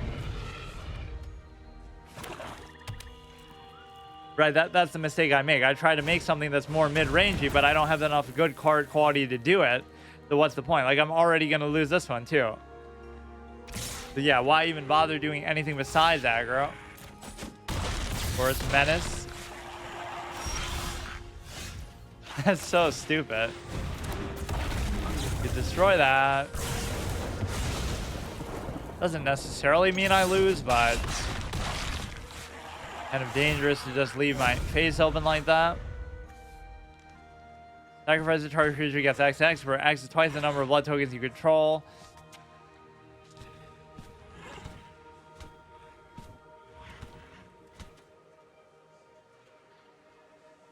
This will be my longest episode in a while, just because of all the things to motivate me is the card back, but I will try to make these a little better. Yeah, I'm just trying to think, what could I even do to improve this dragon thing? None of those cards look really good. I don't know what the win condition for dragons is. They're just so bad.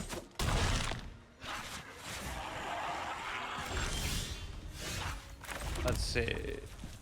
4/4. I mean, when you do get some of this cost reduction stuff, it's not too bad, but tempting just to attack with everything. Or even if I use that effect, it would have done 4 more, so it would have been like, you know, now if he has a removal card for this, but it wouldn't be worth it, right? You do 4, 5, 6, 7, 8, 9, 10, 11. But yeah, if he has a way to tap this or kill this, then I'm just dead.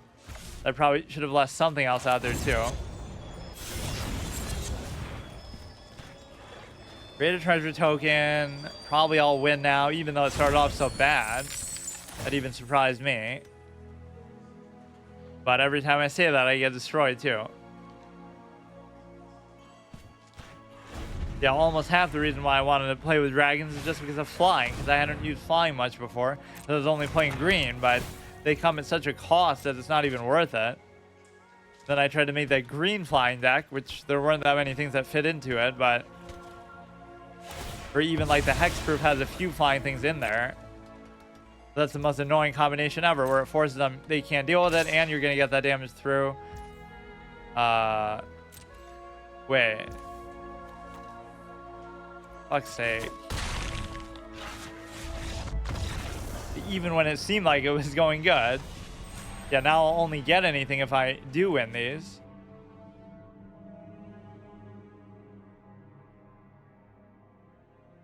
It looks good sometimes, actually, in the best case scenario, but 6 out of 15, so what do you even get? 1 card, 25 mastery XP. That's not each time, is it? That's only... Yeah, so you should at least do those. So even when you're doing it once a week, you should do the daily quest plus both of those. But I normally... Sometimes I don't even do the daily quest, but I certainly never do the 15 thing. Okay, this isn't a bad hand. Mainly because we have less dragons. The less the better. This is truly amazing, though, how many bad value ones there are. You can pay 3 more and deal 3. Wow. So for 8 mana, you can summon a 3/3 and deal 3 damage. Like, what the fuck?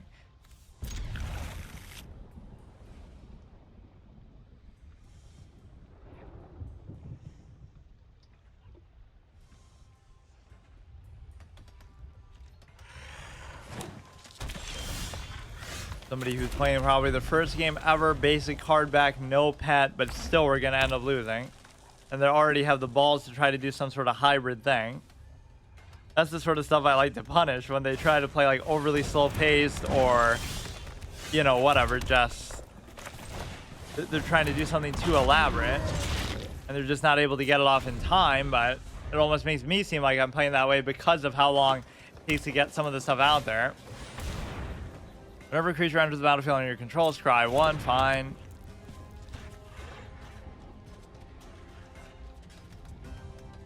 I wonder how some of this card art and everything compares to the real life stuff too.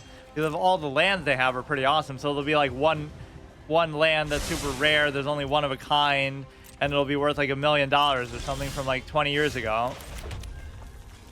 Right, like that always happens with Pokemon cards and stuff. Okay, that I can't do.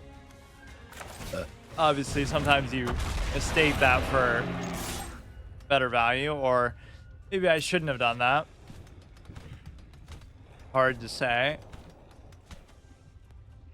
Makes you a red-green hybrid. How weird.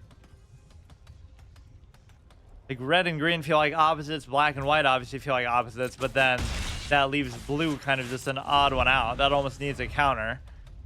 Blue and what could they make for that even? Like yellow, they could be based around like energy and lightning and weather and stuff maybe.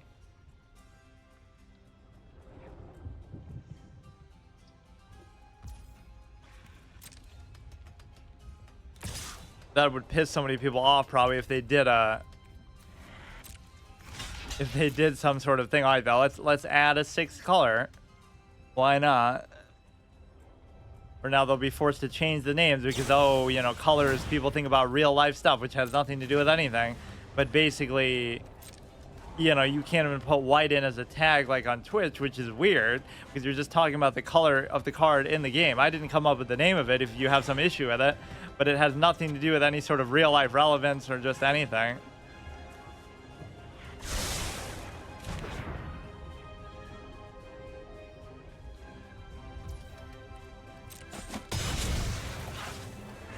Yeah, that's fine. I mean, if this is your ace card, I'm not really too worried about it. You're just taking forever. We may as well do this. It does have trample. We can attack with both. As long as I get a decent amount of lands at the beginning of these, I'm in good shape. Oh, fuck. Or no, I don't want to do it. I keep getting confused by my own guy. I end up never using the Reckless Barbarian's effect, but it's nice just to have it. They seem like they're using a pretty bad deck, but who knows? Gain haste, but I don't see why that matters. How did that help at all? You tapped him to give him haste.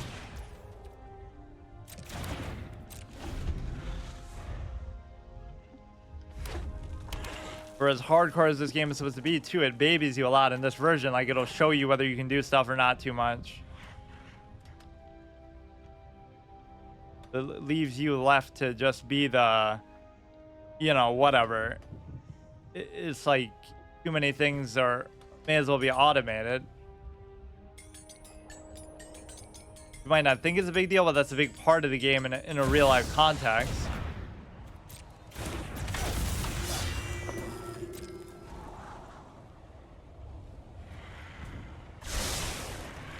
So I think the farthest I ever got was platinum because I normally don't play that much and I don't normally even care. But I don't think I've even gotten back there since because I typically, in fact, I might not even been to gold. It's kind of a little bit surprising because even as little as I play, you would think that should be possible or almost inevitable considering my decks are at least a little better than then, but they're almost exactly the same.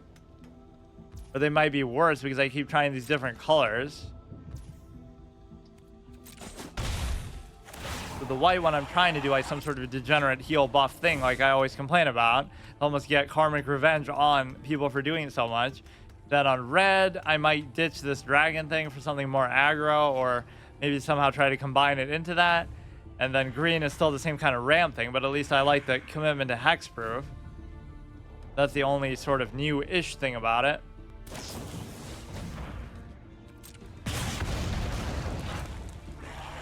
Man, this person is so slow with what they're doing. Like, it's not that complicated. Holy shit. It's all like low value plays too. Nobody would play like that by choice, so obviously, oh fuck, it's gonna be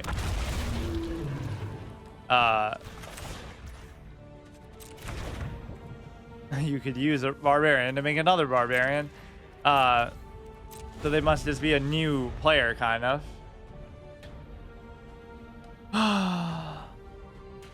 It never puts you back into bronze either, right? Like once you're, or maybe I always forget that because it's over so fast. This would be a game that I eventually would want to actually ladder into, but then see, I'll do it like once or twice, and then I'll get bored of it because you're playing as the same deck over and over against the same decks over and over, kind of. Even though this game might be better for that because you have like other considerations with deck size and stuff, but still, it kind of gets bogged down presumably to the same thing. Whenever one or more attacking legendary creatures you control die, well, how many legendaries do you actually have? Oh, I forget this guy's even legendary. It kind of doesn't mean that much. The way you think of it, obviously, as a Hearthstone player, is legendary means it's mythic. That would be the rarity equivalent, but here just everything can be. Make this legendary too, because it's so valuable to me, at least, that I've used it like from the very beginning, and I'll never apparently stop using it. Because even with any amount of power creep, there's nothing that does quite that. Just like all the mana generating minions in general, I like so much.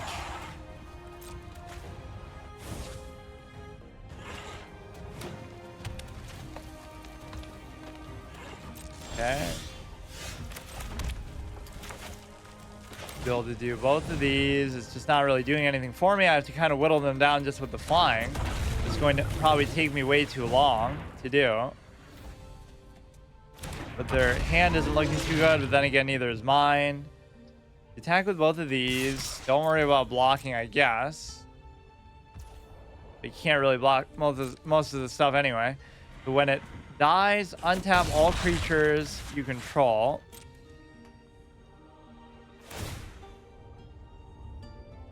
Yeah, great time for that effect.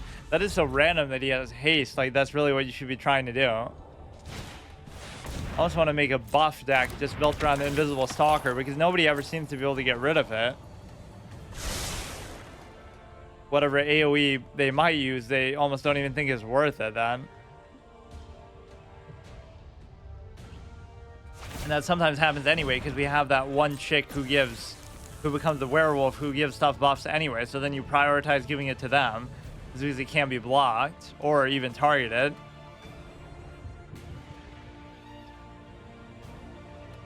Okay, so we might have a chance if they're willing to actually attack. +1/+1, where X is their power.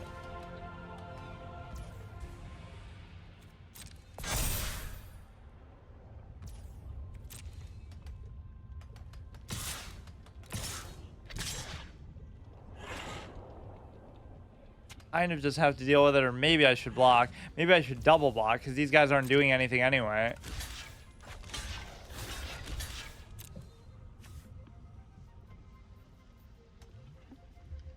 We'll take like 6, then we'll do 4. Then we might be able to finish them off next time, assuming they can't deal with flying. What an intense game. And sometimes these are the best games where you get to basically or your creature or planeswalker, that might actually surprise them, right? They might think they have lethal, but then they won't because I'll take away one of them. That might be the best shot I have. They'll do 4, 5, 6, 7. If we kill one of the other, or wait. Oh shit, wait. Ah. Well, I could still do the same thing, but now I won't have lethal coming up. Fuck. I should have just done that first.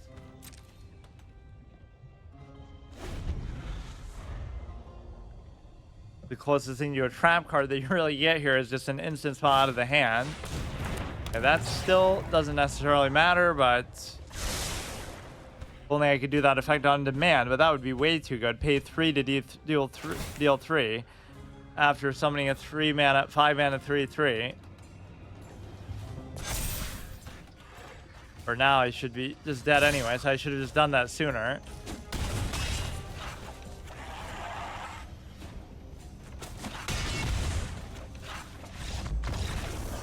Oh, it's not even instant. I guess I forgot about that.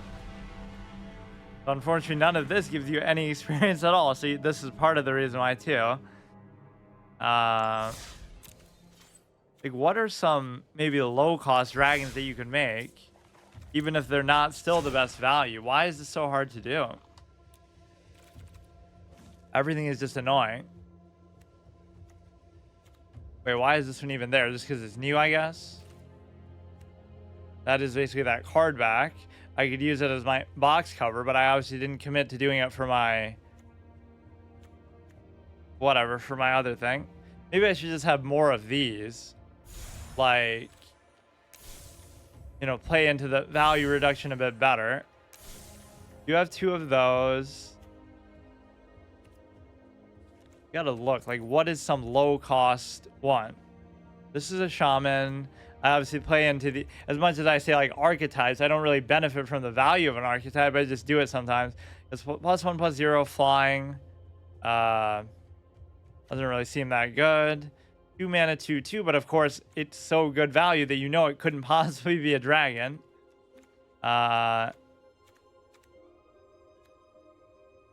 Human warrior. There's too many of these that aren't actually dragons, though. Like, how can there be so few when red should be the mecca of all dragons? Aura, egg. Legendary creature dragon.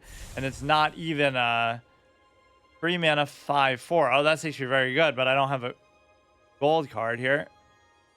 The can't attack unless you control 4 or more artifacts. Beginning of your end step, create... well, see, I don't even care. I would do it then just to block. It's still not bad. At the beginning of your end step, create a treasure token for each non-token creature that died this turn. Even that I would still use. Right? That's not too bad value. But I'm never going to have that many... Ogre Warrior, Phyrexian Dragon. There's just nothing, man. This is so weird. Very strange archetype. 4 mana. Flying gets +1/+0 till end of turn. Wait, what the fuck is that? Enters the battlefield with 2 +1/+1s. When it dies, you may put 2 +1/+1s on artifact creature. Way too expensive for that, too. There's like nothing below 4 cost, period. And certainly nothing of good value. You have to literally get a mythic one to get a good value. 4 mana 4/4. You don't lose unspent red mana. When it dies, you may pay red. If you do, it deals that much to any target. It's okay. This one relies on playing spells, which I'm not going to do. Non-creature spells, at least. 4 mana 4/3. When it enters the battlefield, use target human or artifact opponent controls for as long as it remains. Gain control of that. It loses all abilities, and it can't attack or block. I'd rather just be gain control of it, and it doesn't lose anything, so I can use that myself. This is gold, which I don't have. 4 mana 3/3. Yeah, I'm not really too impressed, actually, by most of this. I keep looking for something I want to craft to, you know, just trying to prioritize red, even though I shouldn't be. I should make that 6/6 guy that everybody used against me, that 5 mana 6/6 for green. Which isn't even surprisingly that good statting. Why can't it be a 5 mana 10/10 and have those crazy effects too? There aren't too many cards like that that have like only one color that they cost, right? Like a 6 mana card that only requires red. I guess the best thing would be just to add more of these and to get rid of some of the other ones down the line. Or just keep making more of the same one. We haven't seen this card like all day, even though it's been in here the whole time. It's not even that good, but the fact that you can do it to face makes it almost like a fireball type of finisher, but it's not really that good.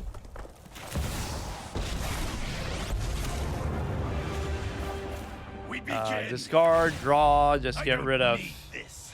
I maybe. need this. Yeah, even though I'm bashing the value of it.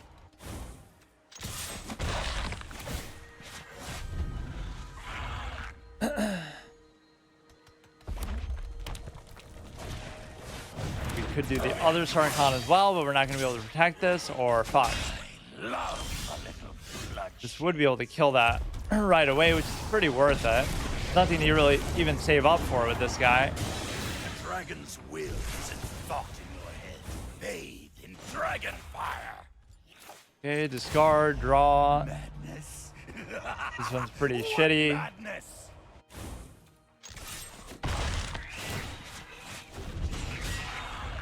After about 5 turns of this being out there, maybe these will become good value. Incredible.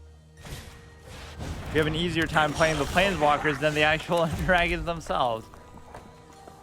Shivan Dragon I do like. Nothing else I really can do anyway. The heat of its breath.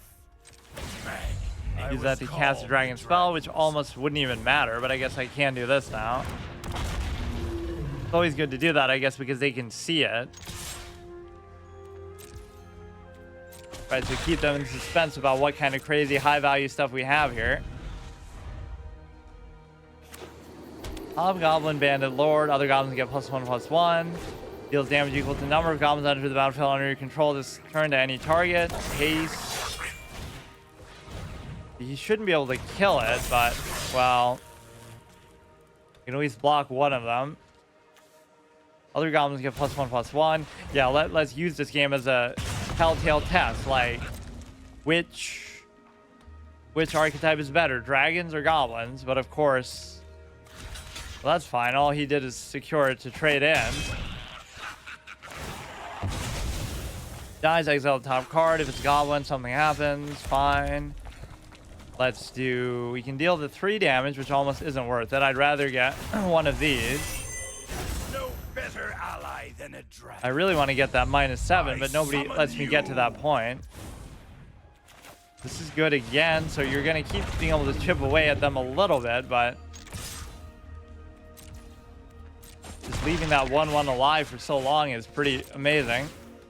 Maybe by the end of these games, this will actually be finally good value. Oh, this guy can be insane. Enters the battlefield, reveal the top 6 card, put a goblin creature cards of 5 or less onto the battlefield in random order. And then it has all kind of other effects too. Maybe I should make this guy, and he's not even a legendary. Obviously, it's a very situational card, like, you have to build around it, but what the fuck?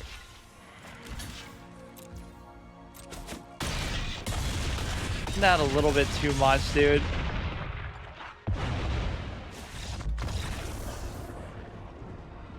Jesus Christ. See, that's like a mid-range win condition for a aggro deck. You can still play into goblins like crazy, but that's the kind of thing I would actually love to do. How many goblins do I even have? I don't really even want to do it, but dragons are so garbage. Like, which ones don't I have? Maybe I should start to make these. Yeah, I don't really have too many.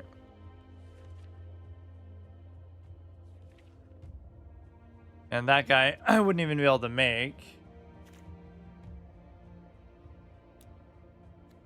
He is a 6 mana 4/4.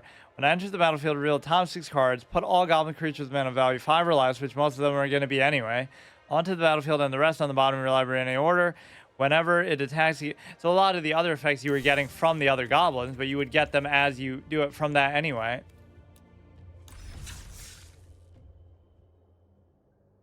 So at least losing should give you some amount of experience, but I guess it doesn't want to let you farm that way. Just try to get to level 7 there.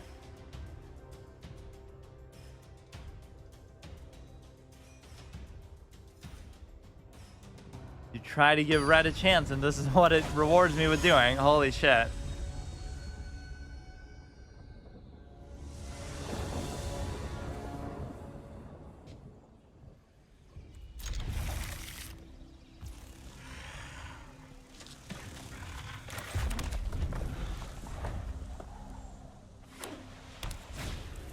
3, 4, 4, 7. You may as well even do that. And it's not instant, so I think it can get pretty annoying.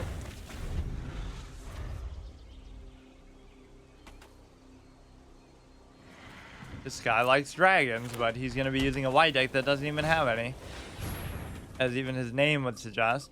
Enter the battlefield, choose a creature type, cleric, of course. Just keep giving me land and I'll be in good shape, or even that helps. So many of these things to try to make the value more tolerable. This thing looks so much like that, what you use in Skyward Sword, right? The little, whatever, the beetle that you shoot out. This is garbage. This is okay, but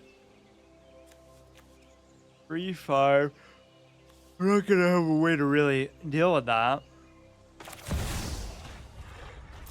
May as well just make a Shivan Dragon, but it is so annoying, yeah, for new players to deal with that in general. Just like anything that's going to be buffing stuff is hard for you to deal with because you're not going to have a ton of removal, or you wouldn't think you really want to play like that, but or even healing, because then whatever aggro aspirations you have just get shot down.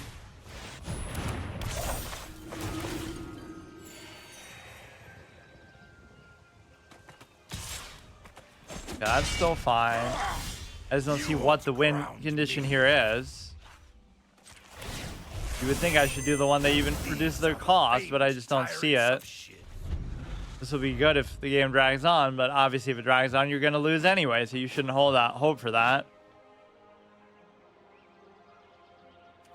That would make a cool raid boss in the hypothetical Magic MMO that they'll make in 50 years, probably.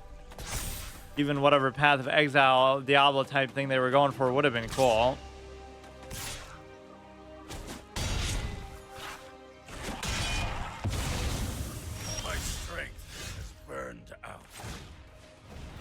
Okay, dude, not getting any land this time. Amazing 2 damage there. 20 damage is such a low bar if you were trying to go aggro. It shouldn't be that hard to do, but you know, let's try one with just like every goblin that I do have. I don't have the means to craft too many of them. And this deck has been doing pretty terrible. In fact, it did better at the beginning. How did it manage to win between the 3 and now it's embarrassing itself? I'm sure my other decks would have done better overall here. Let's just blindly go with whatever I have to, you know, historic overall. And I guess it wouldn't even have to just be red, but let's just do it. Whenever a samurai warrior you control, you may, but I mean, it's still a goblin too. Modified creatures you control have menace. Enters the battlefield, you may discard. If you do seek a mana, you may discard. I don't know if it's really that worthwhile, but if it says goblin, I'll just do it. Beginning of upkeep, put an oil counter, create a 1/1 goblin for 2. Activate only if oil counter was removed from a permanent. Holy shit. Put an oil counter on a non. You have to pay 2 and you have to do that. So I don't see why I would want even one of those. Destroy artifact if you control an artifact. If you controlled it, create 3 1/1 tokens. But why? Why would I want to do that? Like, haste whenever. And in this kind of deck, you don't need that many lands because most of the stuff is going to be so expensive anyway, or so cheap anyway. Whenever it becomes blocked, deal 1 damage to target creature blocking it. When it dies, seek a creature. See, most of the stuff I didn't craft. I just got it over time because, you know what, let's just find out what it does in the course of the game. +1/+0. If it's the Orc or Goblin, gains haste. I mean, this is considered pretty good, I guess. A lot of people have been using it. This is okay. That was in like the literal starter deck, I think. When a non-token modified creature dies, create a 1/1 thing. But whatever, we're just doing it because it is a goblin. Why is it showing that? You get some sort of different appearance, I guess. Battle scarred goblin. This is a goblin, but That's not very good value. In fact, most of these aren't, though. Goblin Warrior, Goblin Sergeant. Guy can be pretty good sometimes. These are okay. Let's see how far we really go with it. In fact, I have more than I expect, but they're not really that good. At the beginning of combat on your turn, you may pay 1 and sacrifice an artifact. If you do, create a 3/1. Even without that effect, I guess it's okay. It's a 2/2. Create a 2/2 Goblin Shaman token. Fine. Create a number of 1/1s. This is pretty good. Legendary creature, Goblin. When it enters, conjure a card named Goblin Cavalier onto the battlefield. The 1 mana +2. Okay, that's not worth it at all. Trample haste whenever a quick creature other than this attacks or dies, you may attach equipment. I guess that's okay still for its effects. Sacrifice an artifact and then a value X. It gains haste till end of turn. It's still 3 mana 3/3. I'm just doing it for the sake of it now. 4 mana 3/3. When it enters the battlefield, create a 1/1 token. This is pretty good. When it enters, create 2 1/1 tokens. Other goblins, or no, this is already going over the top.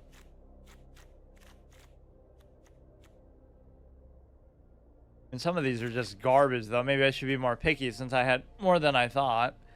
Other goblins get +1/+1. How can you argue with that? Can't block unless you control a goblin or an orc. 4 mana 4/4. But it's not a goblin itself. First strike. This one's kind of expensive, though. Goblin archer. When it enters, deal 2 damage to any target. Maybe have like 4 of those, even as expensive as they are. Fanatical Princess, when it enters the battlefield, up to 1 target creature you control, fight creature you don't control. If the creature you don't control will die this turn, exile instead. Okay. Without even crafting any, I guess I did have more than I thought. What's one that I'm not super crazy about? This one's kind of garbage. Let's see how this does. And you might think that's like the lowest amount of lands I've ever had in a deck, but it doesn't matter because, you know, your highest costing is like 4. So how could you possibly get screwed that hard?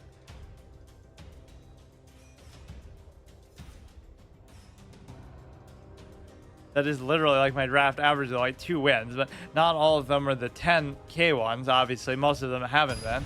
I don't know how many I've done overall. I guess not really that many. Like even of the 5k ones and the 2k ones and stuff. Even with only 1 land, maybe you're in good shape. Like, let's give it a shot. Shouldn't really have to worry about it. But there's not really any super good synergy here, or even if there is, it doesn't matter because you probably shouldn't rely on just drawing stuff because it might not happen. And there's no like Yu-Gi-Oh rule where you can't attack on the first turn regardless of the haste. Look, we still have 14, so that's like 25% of our deck. So every chance we get like a 25% chance to draw it, and it keeps getting higher. It seems ridiculous that you would lose to that with a deck like this. Like, come on. Doesn't take much to stop these, though. When it enters, it explores. We don't see these merfolk that much. They should be the Murloc equivalent, which means they should be aggro cancer all the time.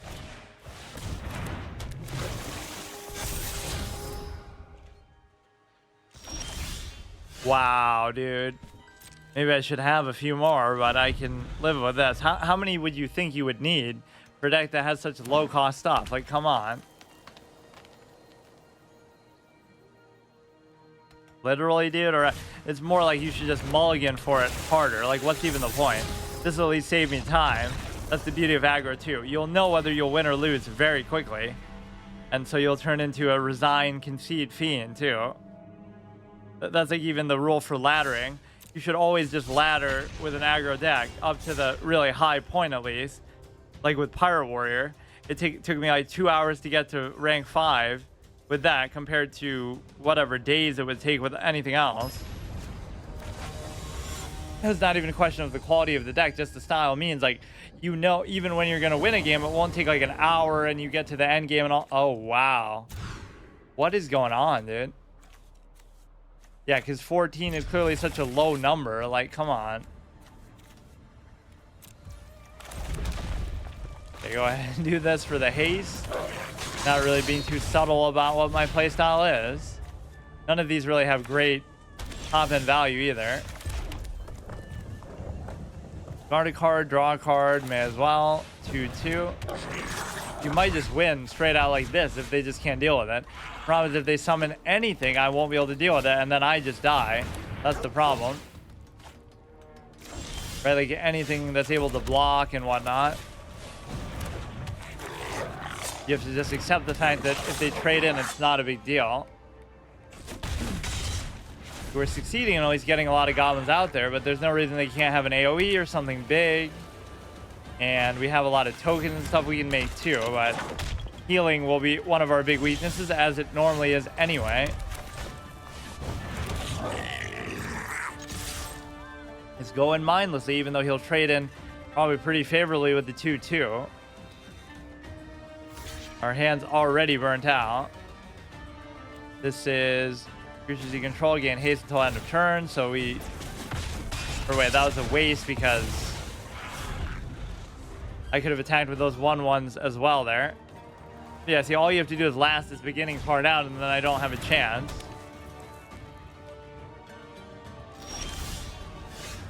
I love how people's perceptions are with stuff like card games too. It's just like, nobody would like to do what I do sometimes because it's like, you're losing, but you have to see through the fact that you're wow, these might be a little bit too bad. But even in general, like when I'm doing Renounced Darkness and stuff, everything is relative to what you're using. So even if people were to say, oh, haha, this is so bad, it's like, you could be the best player ever, and you know what I mean? It's all about the deck that you're using. That's like 75, 95% of what you're doing.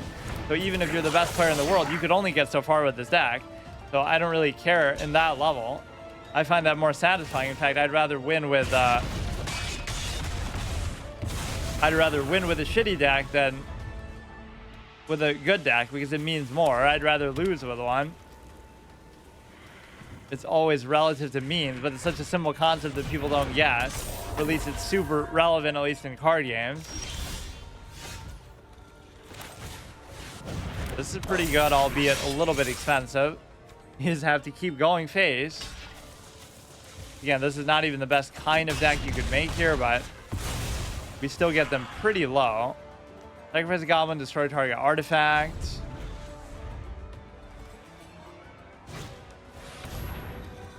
The point is, it wasn't even that bad of a performance, all things considered. This is why you especially don't want land either, because all the, you know, it's gonna waste your time. You don't even want to get it.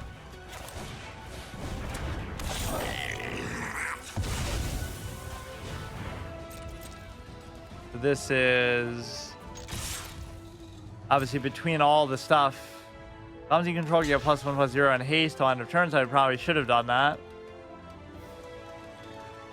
Which would mean itself, wouldn't it? At least now you get some sort of vague trade possibility, which is not even that meaningful. Really, the lifelink that's doing it for him. The point is, if he didn't have healing, which not every deck's going to have, but then who knows what he would have had. Just you kind of drawing cards a bit too much. I'll just accept that I'm not going to win there. It'll be kind of hilarious to see like what sort of turn. Wow, he decides to resign just because I block his 1/1. Like, that's all it takes to piss off an aggro deck.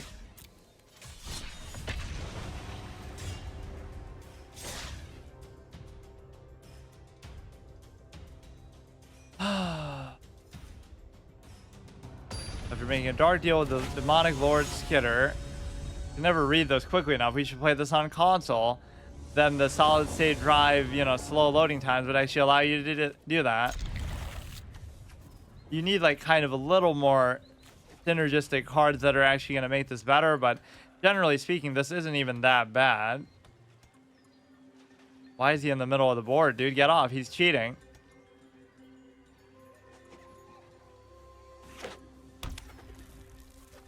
Now he gets the hint when you actually play something. Jesus Christ.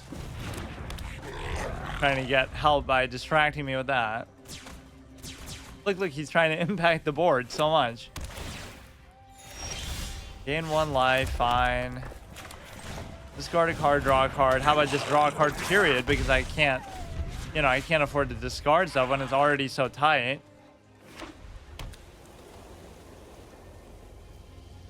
The problem with this is you're not being too subtle about your playstyle, so obviously it's going to be difficult to do anything to him.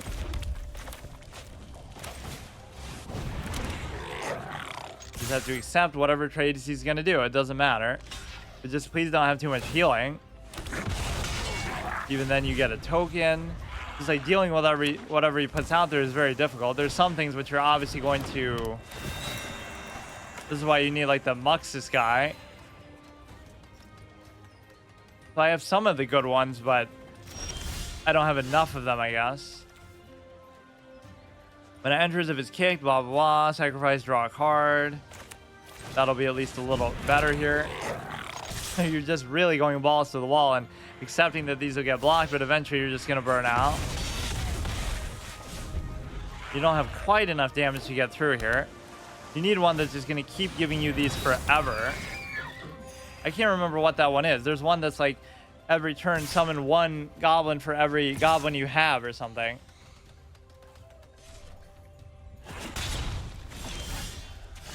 I forget. When it enters, do 2 damage, so maybe do it to the shield.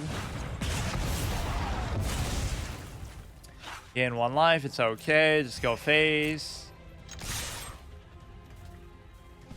Or wait. That's still not bad. There was one that just kind of kept doubling the tokens. Whenever one attacks or whenever one dies, it summons another one, or just for as many as you have. That's actually fine because it wasn't that valuable of a board. 2/2. When it enters the battlefield, if it was kicked, which is not going to be kicked. At least now if you get like a little more mana, you could actually use this to make a 5/5. At least you have to burn through a certain amount of stuff here, but I'm just not going to have any kind of late game capacity. If you have any at all, I have no chance. Guy's literally playing shields and defenders and all kind of defensive stuff like he's built to stop this. Go here. Of course, you won't be able to play this because it's a legendary. How amazing.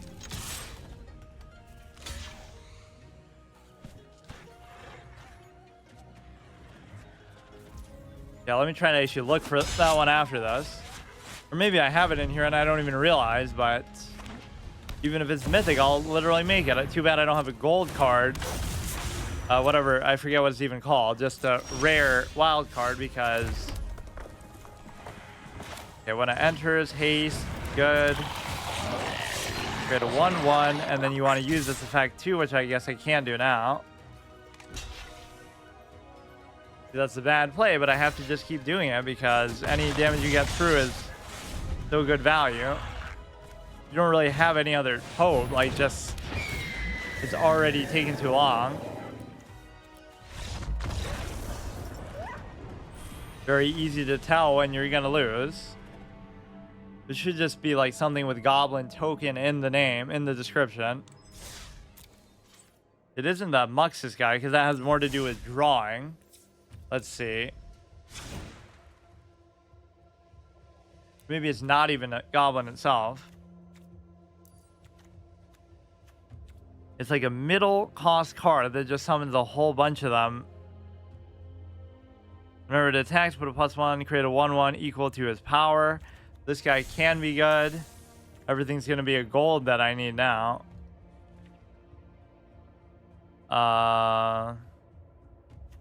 Create a 1/1 where X is the number of... Oh, yeah, this guy is insane.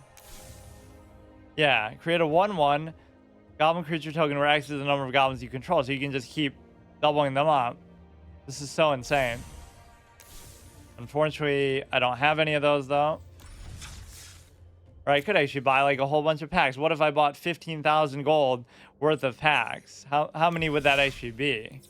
Do a big free-to-play pack opening stream. Yeah, I've never even looked at this. Like, how much does it cost? One pack is 1300 mythic pack, I guess. Which means what? Like what, you're guaranteed to get a mythic? That doesn't seem right. Doesn't even tell you. Like you have a chance to get a mythic wild card or something. That's not even that impressive. You can buy like 10 packs. I guess it's fair, but why not just do an arena and you get a pack anyway? But that's the whole principle, at least behind it. You could do like a cheap 2,000 gold arena and it'll still give you a pack no matter how badly you do. March of the Machine, Phyrexia. And then that starts to be where it's historic. Can only be played in historic. Why can't I? Oh, here. Yeah, but that's where the whole fun of the game is, which that I always stand by no matter what. Remastered. So these must have been ones that were... Like, is this really how the history of the game went for real? Like, Kaladesh was the first expansion ever. And so they just did it like where it's remastered versions of the ones.